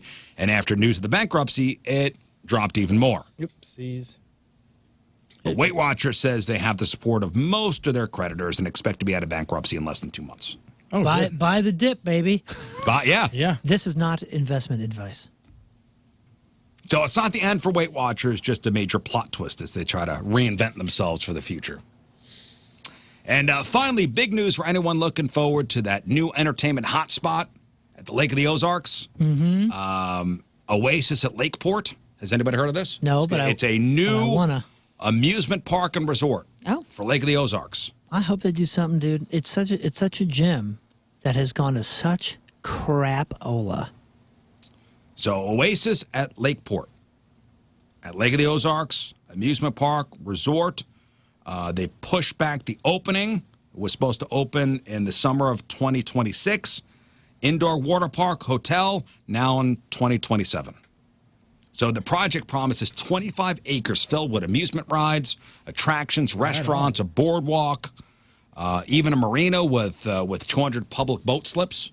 This is a big deal. I saw the renderings. Okay. This is awesome. They used to have, and correct me if I'm wrong, they used to have Big Fun and Big Surf. And Big Surf was a water park, but Big Fun was a... It was next to it. Yeah. And those were great. And I think the last time we were down there, I don't think they were open.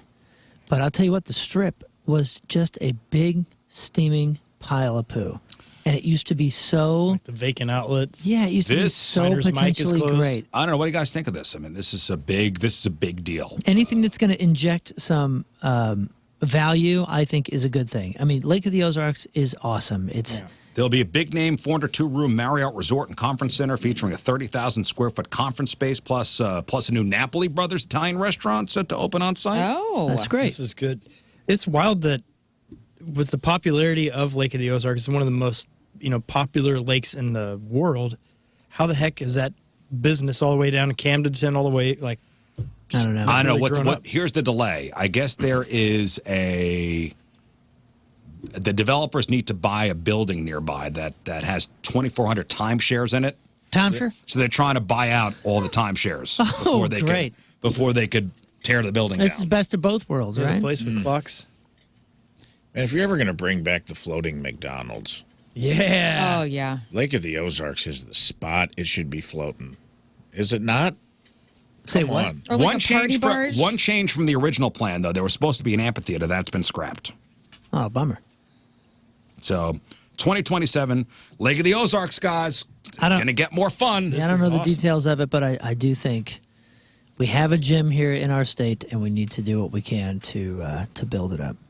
It was a shame starting to see it crumble and get weird. Yeah. I was looking for properties at Lake of the Ozarks last week, and there was this one you can rent for like 4 days for $10,000. And dude, this mansion had a water slide, a permanent water slide from the second floor of the house into the lake. Into the lake. Yeah. Yeah. All right, we got time for sports. That's, Moon, what do you got? You you're got 3 speaking minutes. my language there.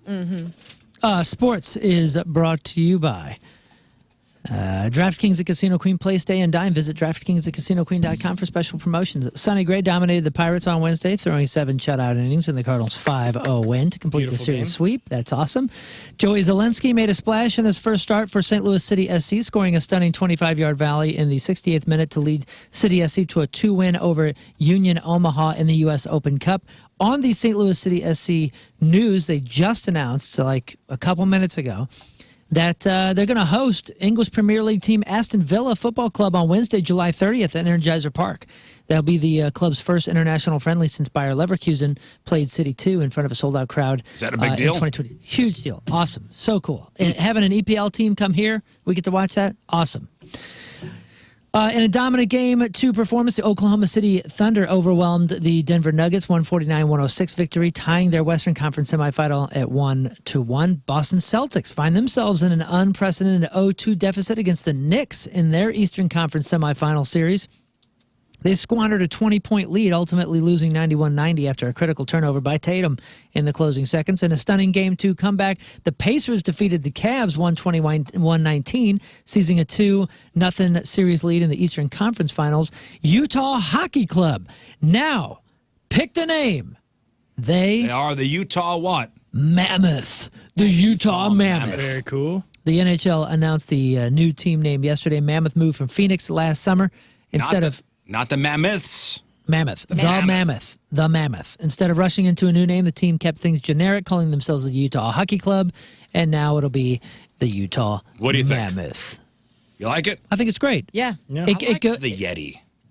The Yeti's cool. It goes along with Tampa Bay Lightning, Colorado Avalanche, Minnesota Wild, As far as no Kraken, S's. as far as non-plural names. I think it's cool. I like it. They should play a lot of Van Halen then, because that was going to be Van Halen's band name before. Mammoth, which That's is not what a bad Wolfgang does now. Yeah. That'd be sweet. Last weekend's Kentucky Derby winning horse Sovereignty is skipping May 17th's Preakness Stakes, ending its hopes for the Triple Crown, as the sport is criticized for having 2 major races within 2 weeks, leading to possible injuries and worse for the horses. Sovereignty's trainer said that his team wants to do the best for the horse. So not run them. Wow, that's wild. Yeah.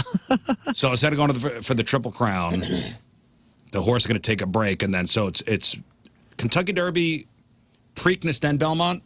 Yeah, and Belmont is June 7th, and Sovereignty will run in that. Ravens released the kicker Justin Tucker, who was accused of sexual misconduct by 16 women.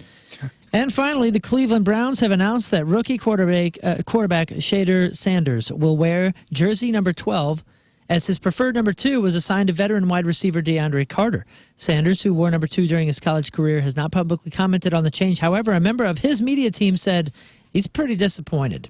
I'm Moon, and that's your sports, because doing the bull dance, feeling the flow, working it. Thank you. That is it for us. Hey, before we get out of here, I did want to shout out our friends over at Scrap Mart Metals. Mm-hmm. So up at their Jonesburg location, I guess they were running the shredder machine, like the metal shredder machine, and one of their workers found a Purple Heart Oh, really? Like a Purple Heart medal in the shredder. It went through and came out the other side intact. Wow. It's from 1944, and they found the family. That's how cool is that? Haunted, brother. They found the family. It's a World War II Purple Heart from 1944. Went all the way through the shredder. It was almost gone forever. It went through almost completely unscathed, which is amazing. They reached out. They found the family. They are reuniting the Purple Heart with the family today, and they're running a whole thing on Channel 4 today. Cool. So congratulations. That's a great story. Lucas and the entire crew over there at Scrap Mart. That's awesome. Good peoples. All right. If you missed anything on the program, make sure you check out the clip of the day brought to you by Michael's Flooring. Also, the podcast brought to you by Dobbs Tire and Auto Centers.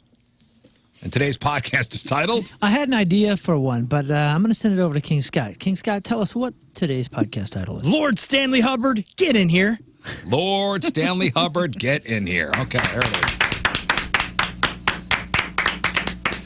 Moon, what else? Can You Feel the Punk Tonight? We just announced it yesterday, August 8th at Chesterfield Amphitheater. So if you missed last weekend's shows or you just can't get enough and you know that we make it bigger and better every single time, come see what we added to an epic punk rock, ska, and rock show featuring members of Goldfinger, Ludo, Greek Fire, Cavo, Tidal Volume, and very much more. August 8th, it's a Friday night, Chesterfield Amphitheater. Gonna be freaking awesome. Tickets go on sale tomorrow at 10 a.m. On the Pageant's website, so thepageant.com. Lern. Join me tomorrow from 2 until 4, Rocket Convenience Store in St. Charles. Grand reopening for them. I'm going to have Point Fest tickets every 15 minutes, so that's exciting. Other Points stuff, and we'd love to see you. Thanks. Okay. Rafe. Yeah, get tickets to that. Go see Lern at her thing and do whatever Scott's about to tell you about. No notes. Scott. Yes, please come out Saturday. It's going to be a lot of fun. And at the City Winery, you got to come out. I'm going to have some great numbers and a beautiful new blouse I'll be wearing. Okay. It's going to be a good time. We look forward to that. We look forward to it. Yes. In fact, we got to go sign our the Riesling bottles. Oh, that's right. right. After the show. All right, we'll leave you with a selection from our teamers. Remember the day brought to you by Hot Shot Sports Bar and Grill from St. Charles. Bree Burke is out. And Bree wants to hear this song. Here it is. Have a great rest of your day. We'll see you tomorrow. Bye.